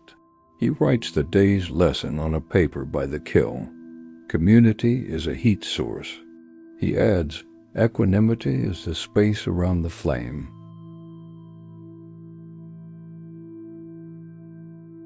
After cleanup, the monk asks Kale to speak at the temple about work as practice. Kale agrees and plans to bring the boundary jar and the lantern cup as props for the talk.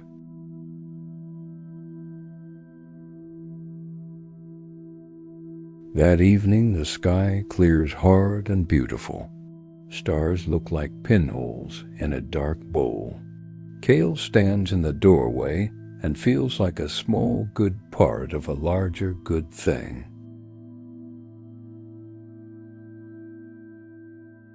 He closes the studio with gentle hands. He thanks the fire, the clay, the wind, and the people who carried heat together without letting it burn the room.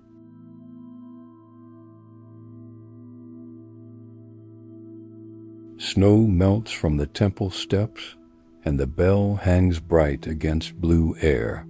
Kale carries the boundary jar and the lantern cup to a talk called Work as Practice. He feels calm and ordinary. Calm is the right size. Ordinary is the right temperature. He bows to the room and says that craft is a friendship with limits and with storms, and that both can be met with breath and patient hands.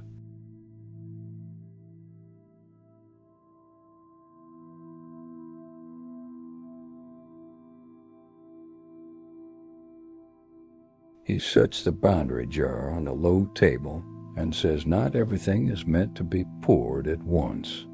He says a boundary is a promise to return when you can carry the weight with care. People nod and relax.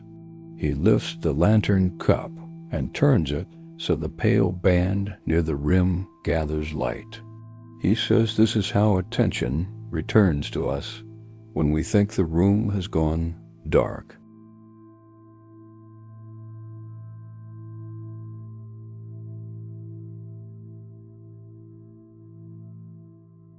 A woman asks how to work when grief sits at the bench uninvited. Kiln says grief is a long guest. He says give it a stool near the window and a task that matters. Let it sort brushes. Let it stir glaze. Do not ask it to leave before it learns your name again. The room breathes out a sound that means yes, and pencils begin to move.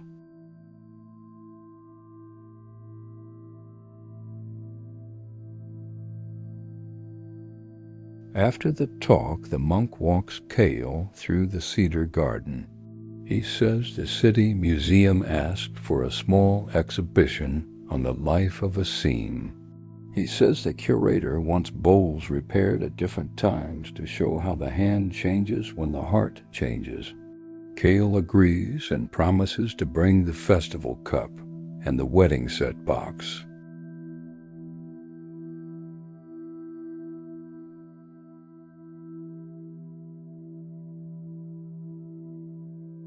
On the way home, Kiln stops by the school. The class rings the bell because someone apologized first at recess and repaired a game with a new rule. He tells them the museum will show their idea, a small shelf labeled Museum of Continued Life. They cheer quietly and draw a sign with clouds and gold rivers.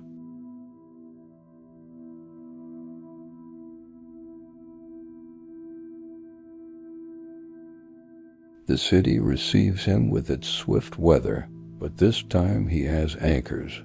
He keeps the vow under the pillow and the bell by the sink. At the museum, he arranges bowls on linen like stories translated into a language people can touch. Each seam is a sentence. Each base carries a word like shelter, bridge, or return.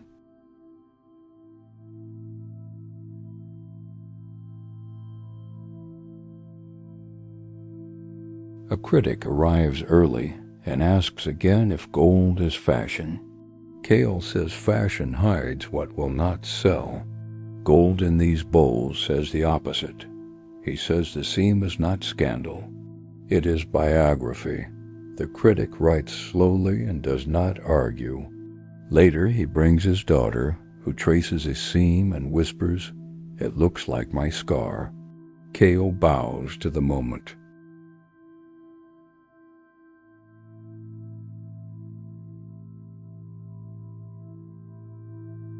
During the opening, a boy from the coastal class appears with his family.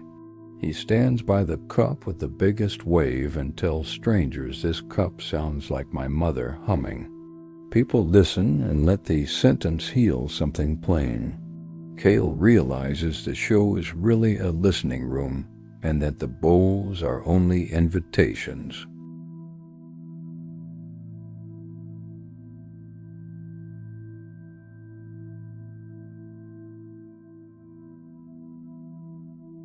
The next day, Kiln walks the river path that threads behind the museum. He stops on a small bridge and feels the city move beneath him like an animal that means no harm. He places his hand on the rail and says aloud, "I am not here to conquer you. We will exchange gifts and go home kinder."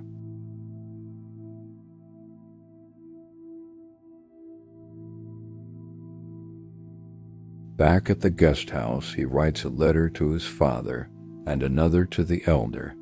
He tells them the seam is being read by many eyes and that none of the eyes were cruel today. He thanks them for the tools that taught him where to place force and where to leave space. He sleeps deeply and dreams of bowls floating down a calm river.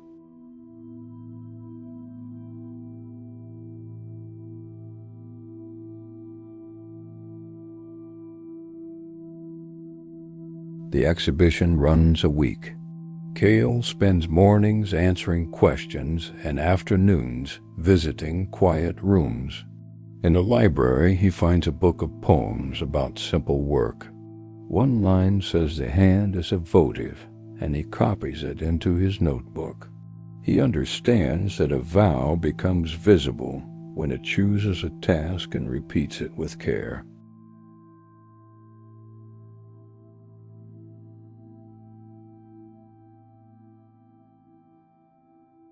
On the final day, he teaches a small repair class at the museum. People bring chipped plates and stories from different decades. Kale shows them how to bow before the first touch, how to mix lacquer, and how to leave a seam wide enough for breath. The room feels like a village returned after a long errand.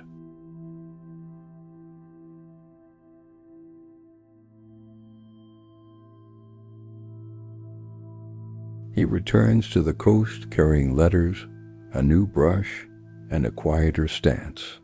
At the studio door, he hangs a small card that reads open for listening. Students arrive with pieces that failed in warm ways. They speak of fear and of relief. The bell rings often and lightly. Work resumes its simple music.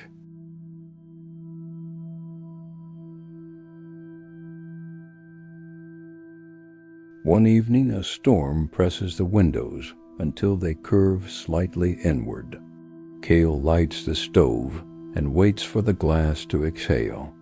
He trims a bowl with the trimming knife his father gave him and thinks, may this tool take less than it gives tonight and always.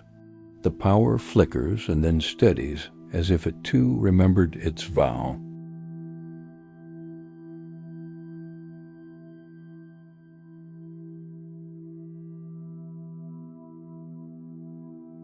At low tide, he walks the long beach with letters in his pocket.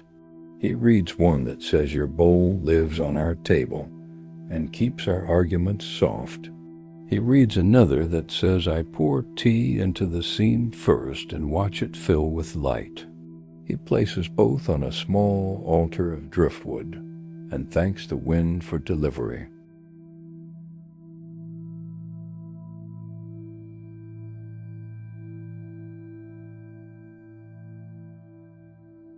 Spring returns with clean rain.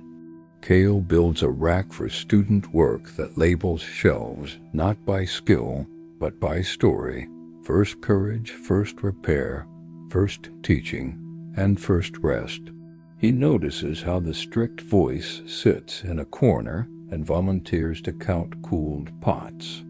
It has learned a useful job and keeps it well.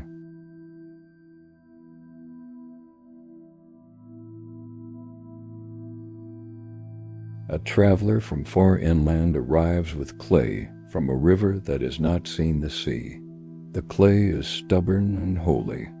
It holds a memory of mountains. Kale tests it with respect and learns that it prefers a slower wheel and warmer hands. He thanks the traveler and sends him home with a lantern cup that catches early sunlight.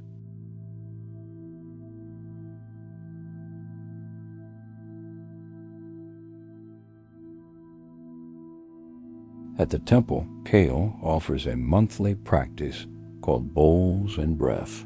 People center clay and count while the wheel hums like rain on a roof. One woman cries and says she never knew her body could be a safe room. The group breathes with her until the storm inside becomes weather and not a verdict.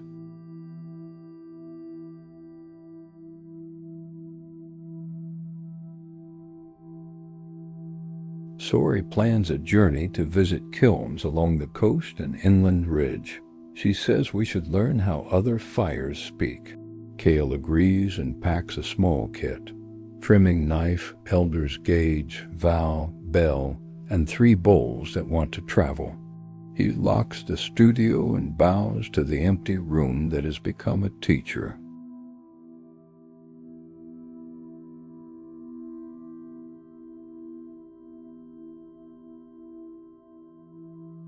The road gives them new towns and new ovens. In one place the kill breath is fast and bright like summer noon. In another it is low and steady like a river under ice. Kale learns to shape his day to match the fire in front of him. He writes, "Right effort is local," and laughs at how obvious that is once it lands.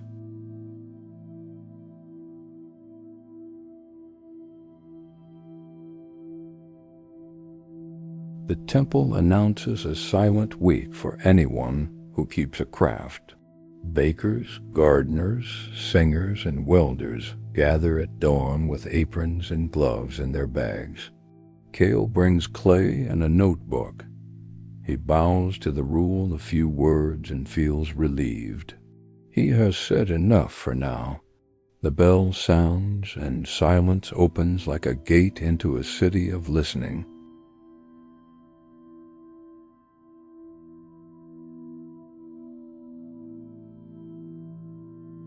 Days begin with walking among cedars and end with evening tea. Work periods fill the middle with careful tasks. Kale centers clay without commentary. He learns again how the wheel tells the truth without cruelty. He makes bowls that are almost the same and finds the tiny river where difference lives and matters.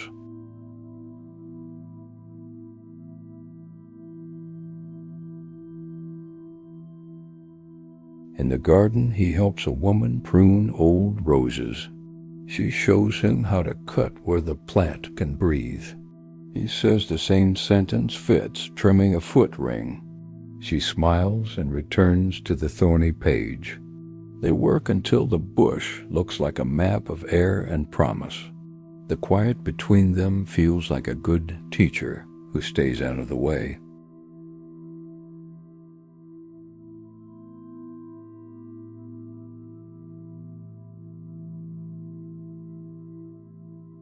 A welder repairs a gate hinge at the back lot. The bright seam looks like daybreak caught in steel. Kale realizes every shop in the world keeps a language of repair. He writes a line for his class, learn grammar from other fires. The welder nods once as if a bell rang in another room, and the sound reached here.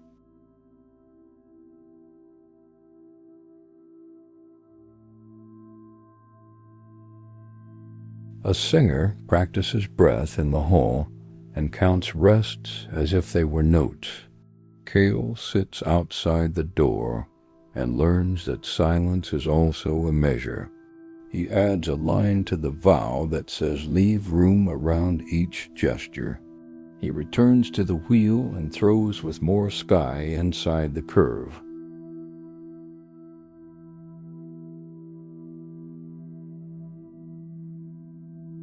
On the fourth day, he misses talking and then notices how the urge rises and falls like tide.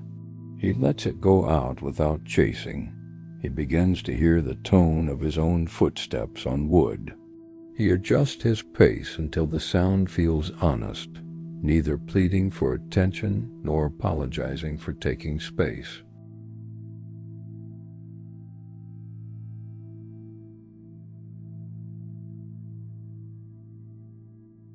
At night, they place their day's work on long tables. No labels, no speeches. People walk slowly and bow toward pieces that change them from the inside. Kale recognizes the baker's loaf by the way air holds the crumb like a generous landlord. He recognizes the gardener's roses by the exactness of the spaces between thorns.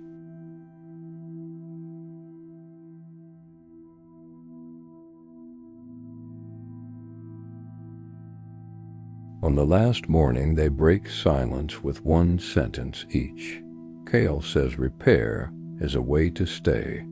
The singer says rests are notes you can sit on. The welder says every bright seam needs a coat of paint and a year of weather. People laugh softly and hug. The bell rings and silence closes like a well-tied package you can open later.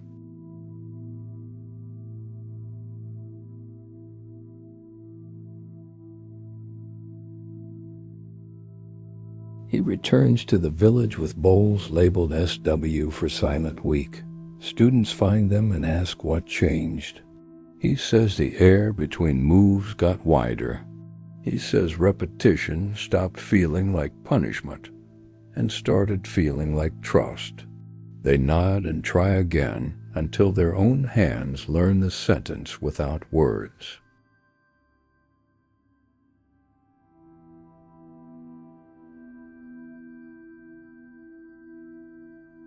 A letter arrives from the boy who once waited for a shout.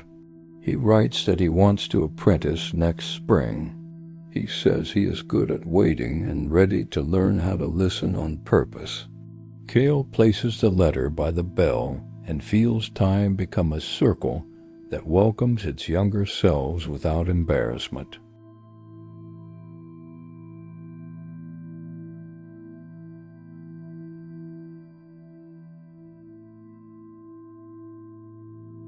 Winter gathers around roofs.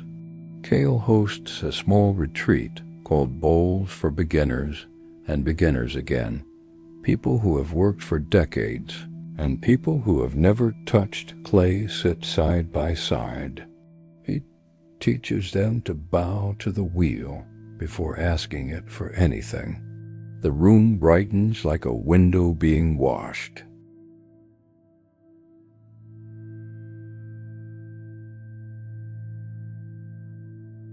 A student breaks a bowl and winces as if bracing for a verdict. Kale thanks the bowl aloud and says, "You taught us where we were rushing." He shows the class how to breathe, sweep, and begin again. The student smiles with wet eyes and calls the broom a teacher she had not met yet.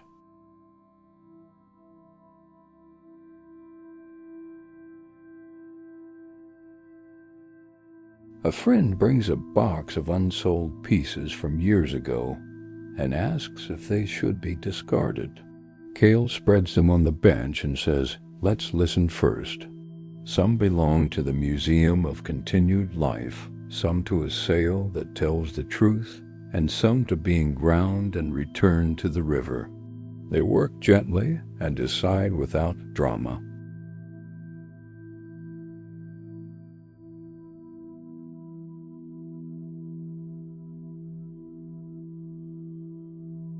The apprentices propose a community shelf where anyone can leave a bowl to be repaired when there is time.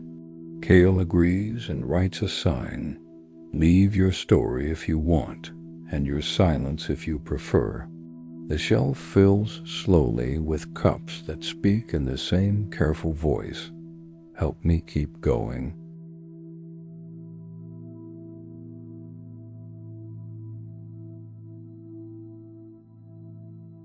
On a clear night, the village lights a lantern walk along the shore. People carry small flames cupped in their hands. The tide writes and erases the same line over and over. Kale walks between apprentices and feels how lineage moves, shoulder to shoulder, not front to back. He thanks the sea for teaching with one sentence repeated for centuries.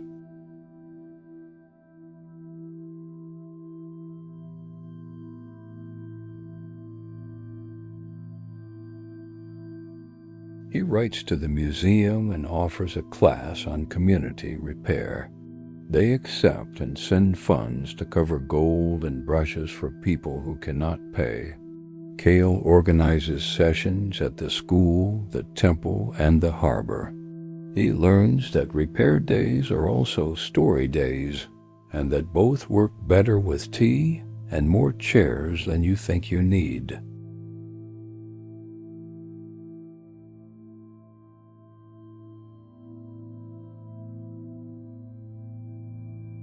A storm season arrives that tests roofs and tempers.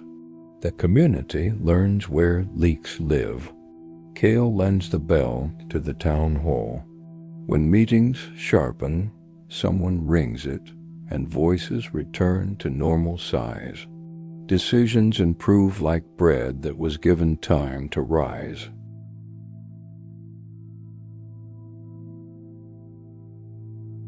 One morning he finds the boundary jar back on his bench with a note. "Thank you. I borrowed this to speak with my brother. I will bring soup next time." He smiles and adds a card that reads "Borrow again." Tools that serve the town are most alive when they wander.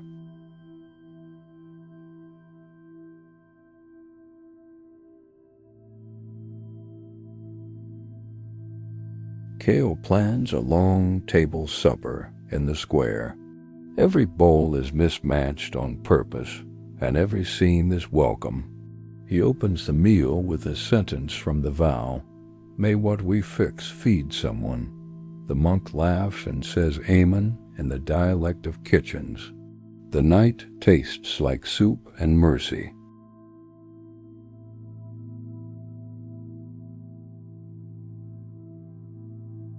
Later, he walks the empty square and feels tired in a way that means the day was used well. He washes bowls alone and listens to the water say, "You did enough." He leaves 3 on the school windowsill for the morning museum and goes home with hands that smell like cedar and soap.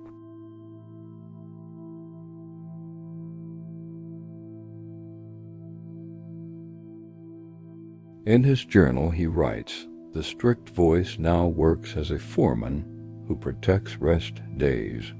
It files reports titled 'Enough Done' and sends me to bed. I sign with gratitude and leave a cookie on its desk.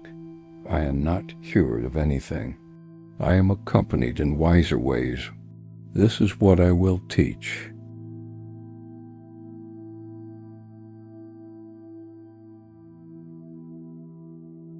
A neighbor asks for a bowl to honor a mother who raised children with little and laughter.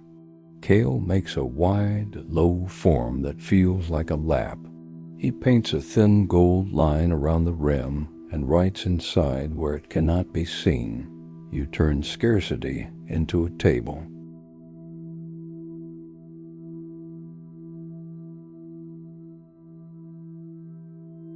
The apprentices begin to take their own commissions. Kale coaches them to say no without apology when a request would break the vow. He says his studio is also a body that needs boundaries and nutrition. They post hours that include a weekly day for repair that belongs to anyone who shows up.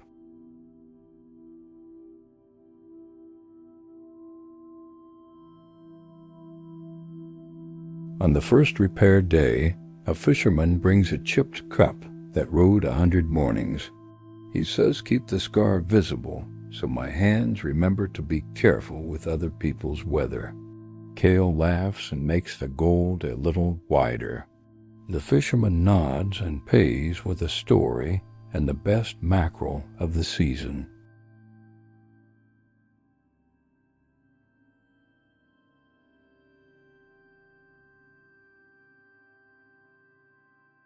Evenings grow longer again. Kale sits with Sori and the monk on the temple steps. They speak about what to keep and what to let travel. Sori says, "Keep the class. Let the bell travel." The monk says, "Keep your sleep. Let your good phrases travel without your face attached." Kale writes it all down and agrees.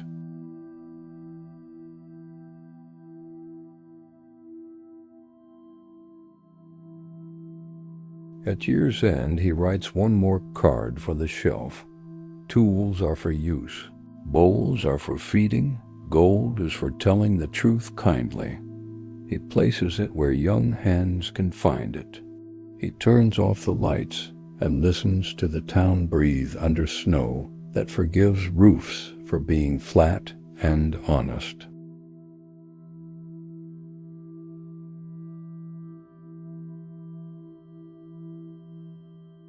Spring returns like a carefully opened letter.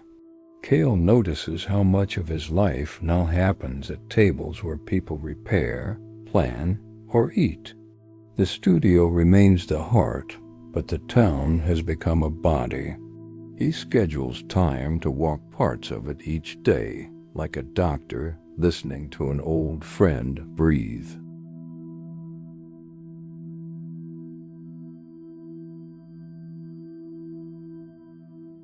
The apprentices open small studios nearby.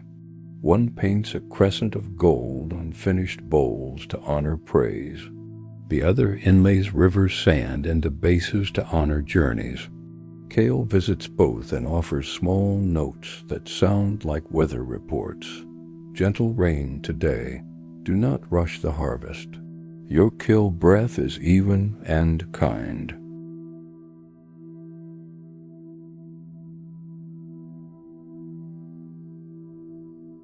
A young parent asks if children can glaze their own cups for a rite of passage. Kale designs a small ceremony. Each child writes a vow on paper, reads it to a bowl, and places the paper under the foot while the glaze dries. The vows burn into air during firing and return as color. Parents cry the right amount.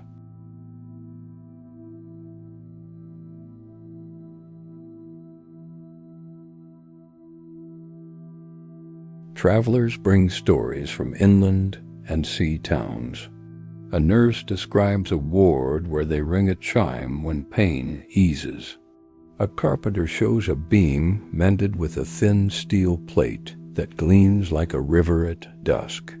Kale writes these into a book called Seams in the Wild and leaves a copy at the library.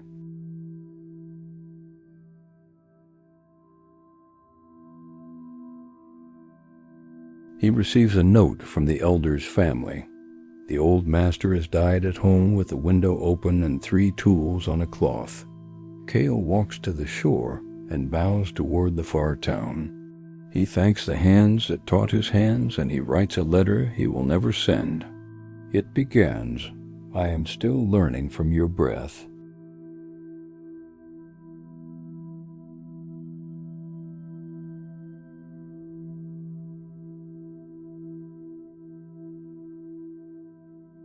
The village holds a night of singing for the elder.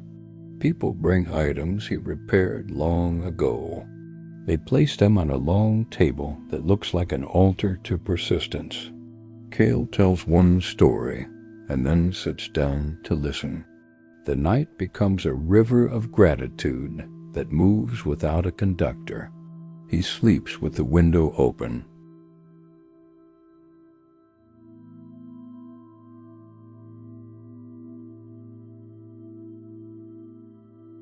After the mourning period, he chooses one tool to travel. He lends the elder's gauge to the mountain school for a year. He writes a card that says return when you are finished teaching.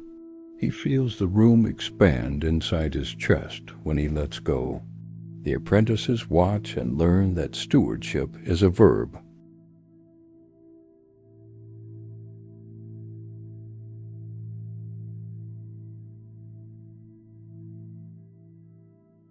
Late summer brings a drought that cracks soil and tempers. The town conserves water and invents new recipes. Kale washes tools in a single bowl and uses the runoff to keep herbs alive. He teaches the class to throw more precisely so trimming wastes less. He writes, "Thrift done kindly is not meanness. It is care rehearsed."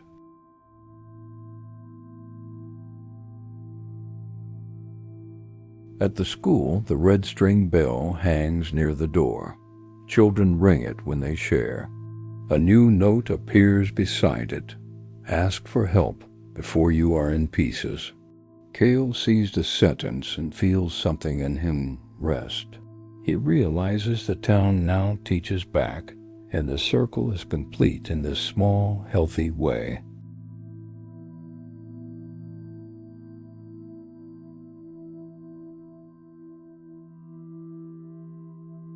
One apprentice announces a move to the city to open a studio near the museum. The other plans to stay and build a kiln by the dunes.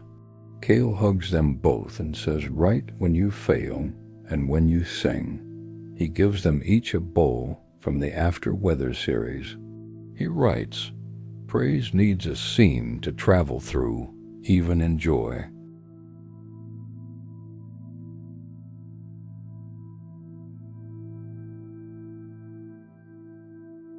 Autumn returns with forgiving rain. Leaks test the new roofs and fail to enter. Kale feels older and not old. He plans a final season of teaching before a long rest. The topics are simple: centering, trimming, repair, and sleep. People sign up quickly, grateful for honesty that travels without glitter.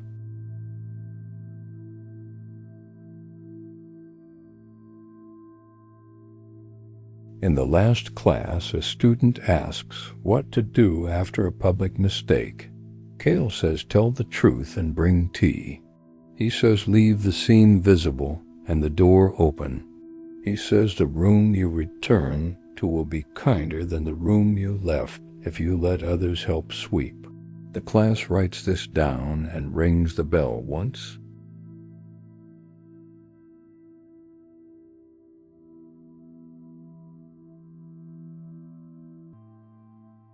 He hosts one more community supper. The menu is plain and generous. Bowls do the ancient work they were shaped for. The monk speaks briefly and says the town healed itself by making enough space for breath. People nod because the sentence feels familiar in their ribs now.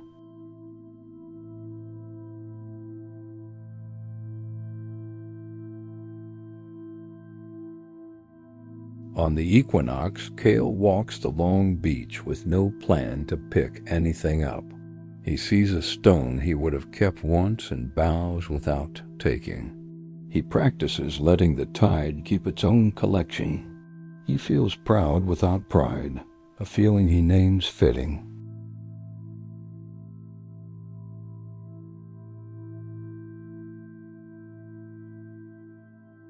Back in the studio, he wraps a few tools for lending and labels drawers so anyone can help a neighbor.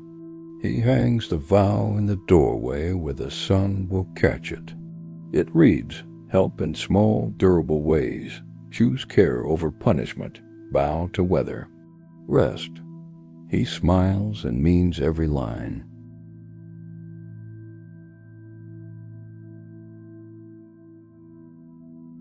The apprentices organize a surprise, an open studio day where anyone who learned in this room can display one piece.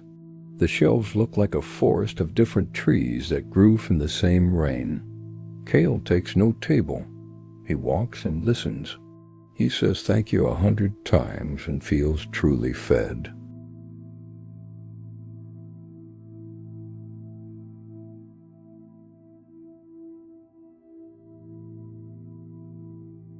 Evening brings a quiet he recognizes from the silent week. He sits with it and writes the last page of Seams in the Wild. The final line says, "We repair so the ordinary can keep feeding us." He places the notebook beside the bell and turns out the lights.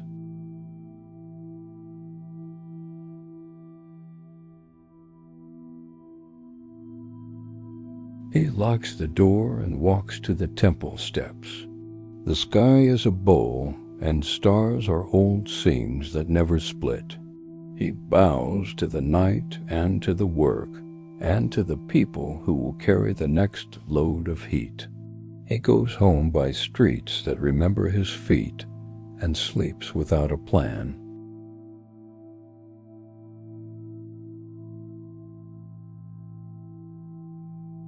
Morning arrives with fog, and the world feels wrenched. Kale wakes and does not hurry. He makes tea, waters herbs, and writes a small note for the door. "Gone listening, back soon." He smiles at the truth of it, and at the freedom that does not need witness to be real.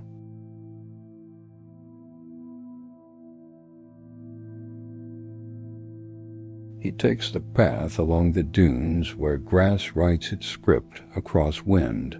He counts 10 breaths and begins again. He meets neighbors who learned to bow in their own ways. They wave with hands that know how to mend nets and promises. The day stands open. He steps into it as if into a well-made bowl.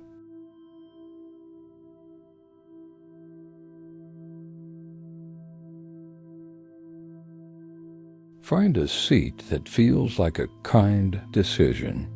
Let your hands rest where they can listen. Let your breath arrive without being called. The work of the day is finished. The work of being here is gentle and enough. When thoughts knock, open the door and offer tea.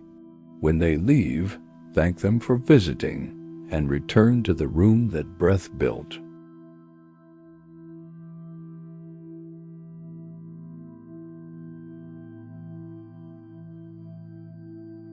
Breathe in through the nose and count to 4. Hold for 1 count the size of a comma. Breathe out through the mouth and count to 6. Imagine a seam of light drawing the chest together as it softens. The face smooths by itself. The jaw remembers it can be a guest and not a guard.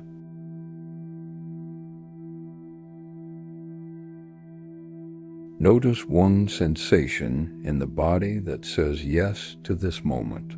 It might be warmth in the palms, the honest weight of your seat, or the cool of air near the nostrils. Let yes travel to the places that feel unsure. You do not have to fix anything in order to keep company with it.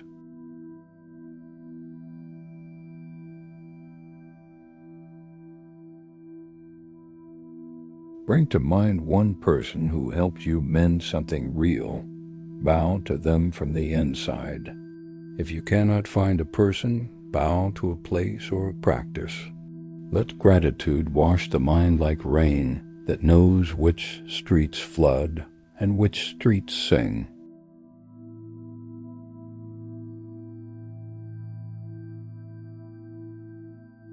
If a strict voice arrives, ask it for a useful job.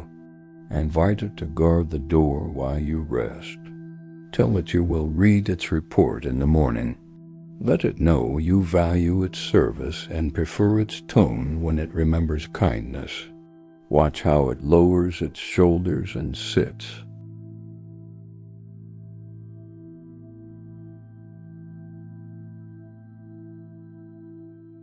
Let the breath be a small lamp in a safe window. With each exhale, imagine returning heat to the rooms that kept you through weather.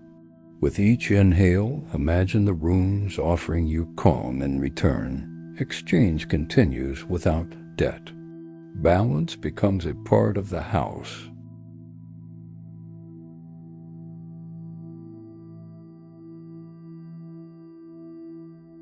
Place a hand on the heart and the other on the belly. Whisper a sentence that fits tonight. May I take less than I give. May I rest when I am tired. May I repair what I can and forgive what I cannot. Feel the words move like gold laid into a fine line.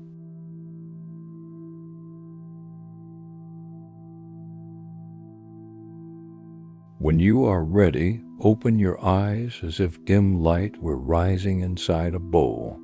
Stand slowly and bow to the room, to your breath, and to the next useful thing you will do. The story widens into your hands now. Carry it gently and let it feed the places you love.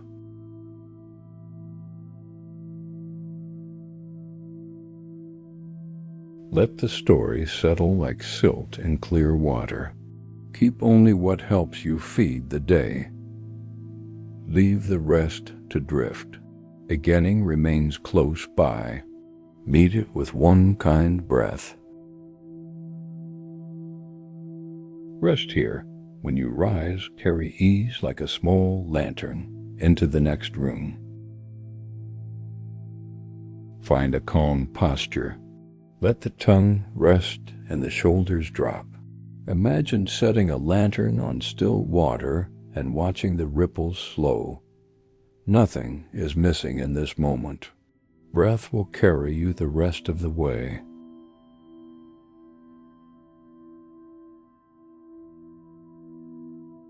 Inhale as if you are smelling rain. Exhale as if you are warming a window. Count 4 in, 1 hold, 6 out. Let the count be gentle. Let the breath do the work.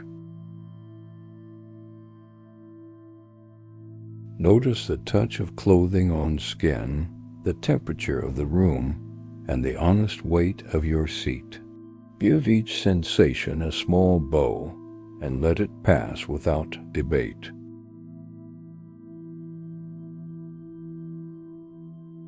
Bring attention to the feet. Feel the heels, arches, and toes. Imagine roots growing just enough to keep you steady, not stuck. Say quietly, here is ground.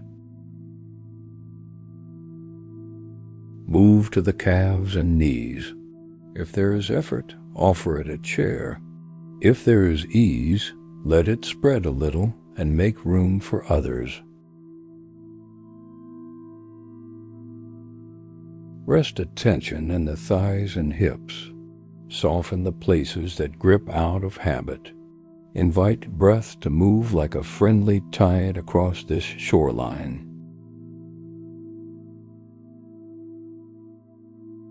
Let the belly receive the inhale like a guest who brings good news. On the exhale, release 1 measure of hurry. Trust that there is more time than the mind predicts.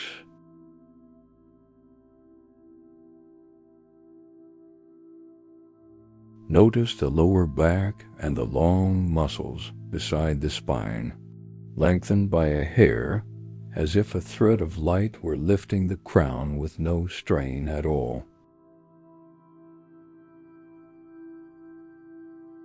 Feel the chest.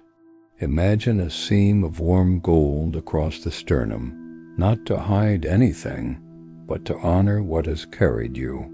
Let that warmth travel with each breath. Bring awareness to the hands. Let them rest where they can listen. Thank them for the weather they have carried.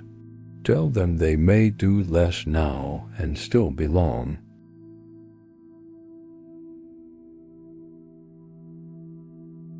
Soften the throat and jaw. Unclench the tongue from the roof of the mouth. Let the face smooth by itself, the way a lake calms after a small stone. Notice the eyes. Whether open or closed, invite them to rest in a wider field. See if vision can be soft and generous without going blank. Scan the scalp and temples. If a thought insists on being finished, let the breath finish it. Return attention to the body's simple news. Sit with the whole body as one piece. Not perfect, not broken, simply present. Let the breath be the stitch that keeps the quilt together. Now name what is here with kind labels. Thinking, feeling, sensing, planning, easing. Each label is a bow, not a verdict. Bow and return to breath. Invite a memory of someone who helped you mend something real. Offer them 3 silent phrases. May you be safe. May you be strong enough to be gentle. May you feel at home.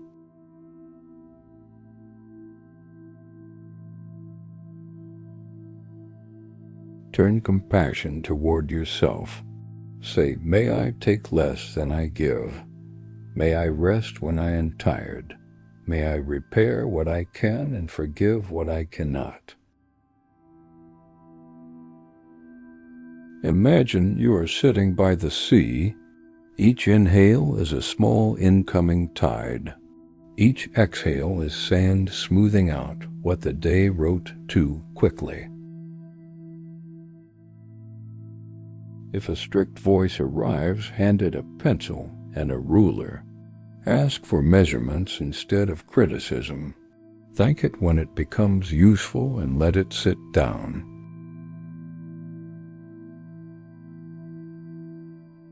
Consider a small repair you could make this week. A hinge to oil, a message to send, a boundary to name. Choose one. Keep it gentle and visible. Remember the 8 ways: praise and blame, gain and loss, pleasure and pain, fame and shame. Bow to each without leaning too hard. Let breath be your anchor line. Picture a shelf labeled Continued Life. Place a mended thing there in your mind. Let the visible scene teach anyone who looks that care can last. Bring attention to sound. Notice near sounds, then far sounds, then the sound of your own breathing. Let the world speak without needing your reply.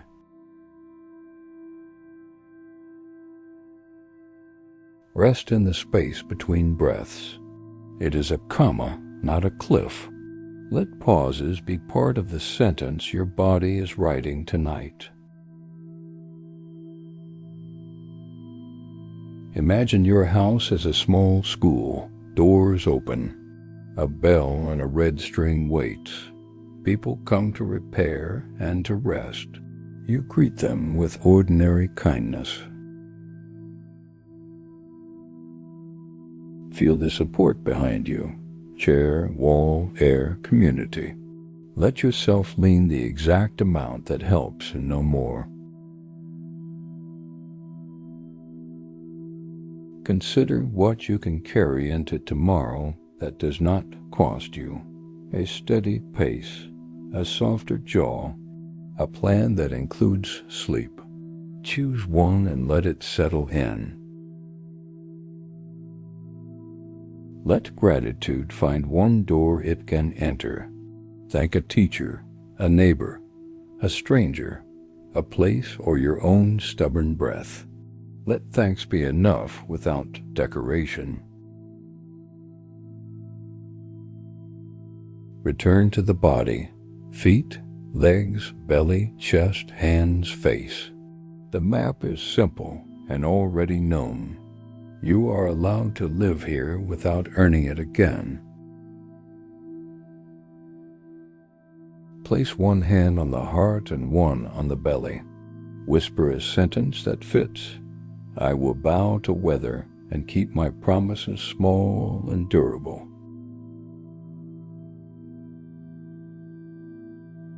Imagine placing a lantern in a window for anyone still walking. You do not have to wait up. The light will do the welcoming for you. Let your breath be a tide that turns by itself. No push, no chase. The room learns your rhythm and offers one back. If worry knocks, answer with one kind exhale. If joy appears, let it land without clutching. Both are visitors. You are the house that stays. Send a quiet wish to the town around you. May the people sleep safely. May those working find steadiness. May those grieving feel accompanied. Think of the next useful thing. Make it small enough to begin. Make it kind enough to continue. Make it clear enough to finish without drama. Let the spine lengthen again by a hair. Allow the belly to soften. Soften the mouth of the heart. Feel how posture changes mood without an argument. Remind yourself that beginning is a door that never locks. Wherever you forget, return and start from there. The map is patient. Bring back the image of gold, not as fashion, but as a way of seeing truth that survived. Let a thin crescent of it float above the breath. Notice any ease that is present. Do not demand more. Bow to what is here. What is honored tends to stay. Offer yourself permission to rest when you are tired. Write this permission on an invisible card you carry in the pocket of the day. If you are lying down, feel the wide field of support. If you are seated, feel the honest work of balance. Either way, you are held. Invite sleep if it is time. Invite quiet attention if you will keep working. Either is an honorable way to continue. For the last breaths, count 3 cycles in, hold, out. Each time, imagine returning heat to the rooms that kept you through weather.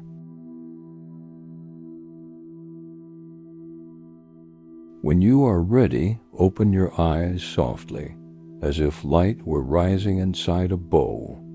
Bow to the room, to your breath, and to the next helpful thing you will do. Stand slowly. Move like someone carrying a full cup. Let the practice follow you into the next room without asking to be seen. Before you go, place one word on the windowsill of the mind.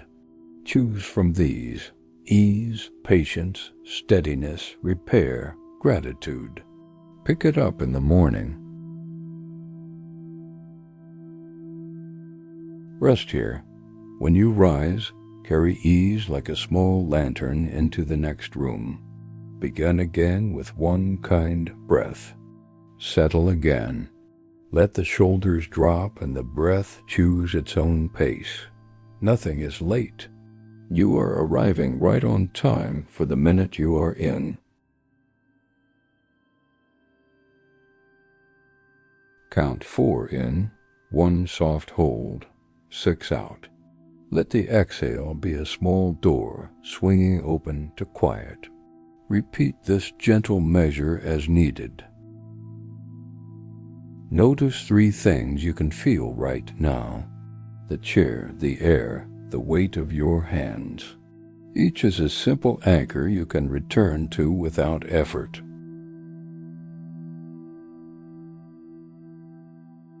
Bring attention to the feet. Imagine ground agreeing to carry you for the rest of the way. Whisper, "Thank you, ground." Travel up the legs. If you find tension, bow to it once. If you find ease, bow twice and let it spread. Let the belly receive the breath without help. On the exhale, set down 1 handful of hurry. You will not need it where you are going. Place a hand on the heart. Remember one kindness offered today, or one you wish you had offered. Offer it now in thought. It still counts. Relax the jaw and the tongue.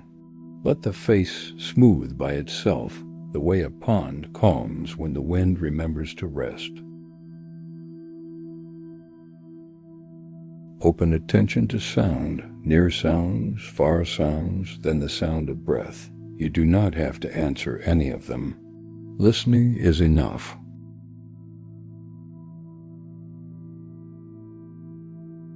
Think of a seam of gold, not as decoration, but as a sentence that says we continued. Let that sentence glow quietly under the ribs. Bring to mind someone who helped you mend something real. Offer 3 phrases. May you be safe. May you be strong enough to be gentle. May you feel at home. Turn the same phrases toward yourself. Let the words arrive like warm tea in a cold room. Drink them slowly.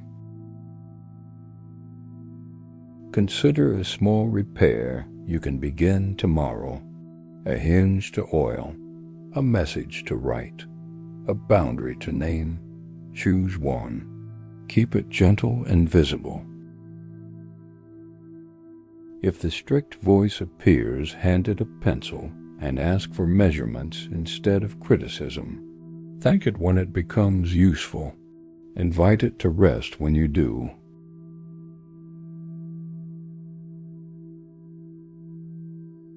Remember the 8 winds: praise and blame, gain and loss, pleasure and pain, fame and shame. Bow to each without leaning too hard. Keep your course. Let gratitude find an honest door. Thank a teacher, a neighbor, a stranger, a place, or your own stubborn breath for staying. Picture a shelf labeled Continued Life. Place a mended thing there in your mind. Let others see that care can last. Return to the spine, lengthen by a hair. Let the crown rise as if a thread of light were lifting it, without strain. Rest the hands where they can listen. Tell them they may do less now and still belong. They have carried enough weather. Notice the eyes. Allow them to rest in a wider field. Soft focus is still seeing. Generous seeing is still clear. If worry knocks, answer with one long exhale. If joy arrives, let it land without clutching.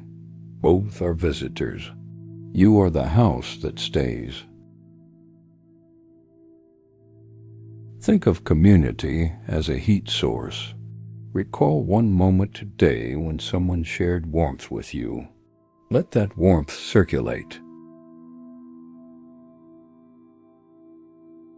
Imagine placing a lantern in a window for anyone still walking. You do not have to wait up. The light will do the welcoming. Let the breath be a tide that turns by itself. Feel the room, learn your rhythm, and offer one back. Name what is present with kind labels. Thinking, sensing, remembering, easing. Labels are bows, not verdicts. Bring attention to the neck and shoulders. Release what you can and forgive what you cannot. Permission is also medicine. Consider the next useful thing. Make it small enough to begin and kind enough to continue. Write it on the inside of the breath. Let posture adjust mood without an argument. A little taller, a little softer, enough. Offer a wish to the town around you. May those who work find steadiness. May those who grieve feel accompanied. May those who rest sleep well. If you forget this by noon tomorrow, forgive that too. Sweep the bench. Begin again. Beginning is a door that never locks. Feel the full body sitting or lying, present and ordinary. Not broken, not perfect. Simply here. Bow to this and let it be enough. Place one word on the windowsill of the mind for morning: ease, patience, steadiness, repair, gratitude. Choose one you can carry. Count 3 more cycles. In for 4, soft hold for 1, out for 6. With each exhale, return heat to the rooms that kept you through weather. When you are ready, open your eyes as if light were rising inside a bowl. Bow to the room, to your breath, and to the next helpful thing you will do. Stand slowly, like someone carrying a full cup. Let the practice follow you into the next room without needing to be seen. Walk gently. The story continues wherever your hands decide to be kind next. That is enough. Rest here for the last moments. When you rise, carry ease like a small lantern into the next room. Begin again with one kind breath.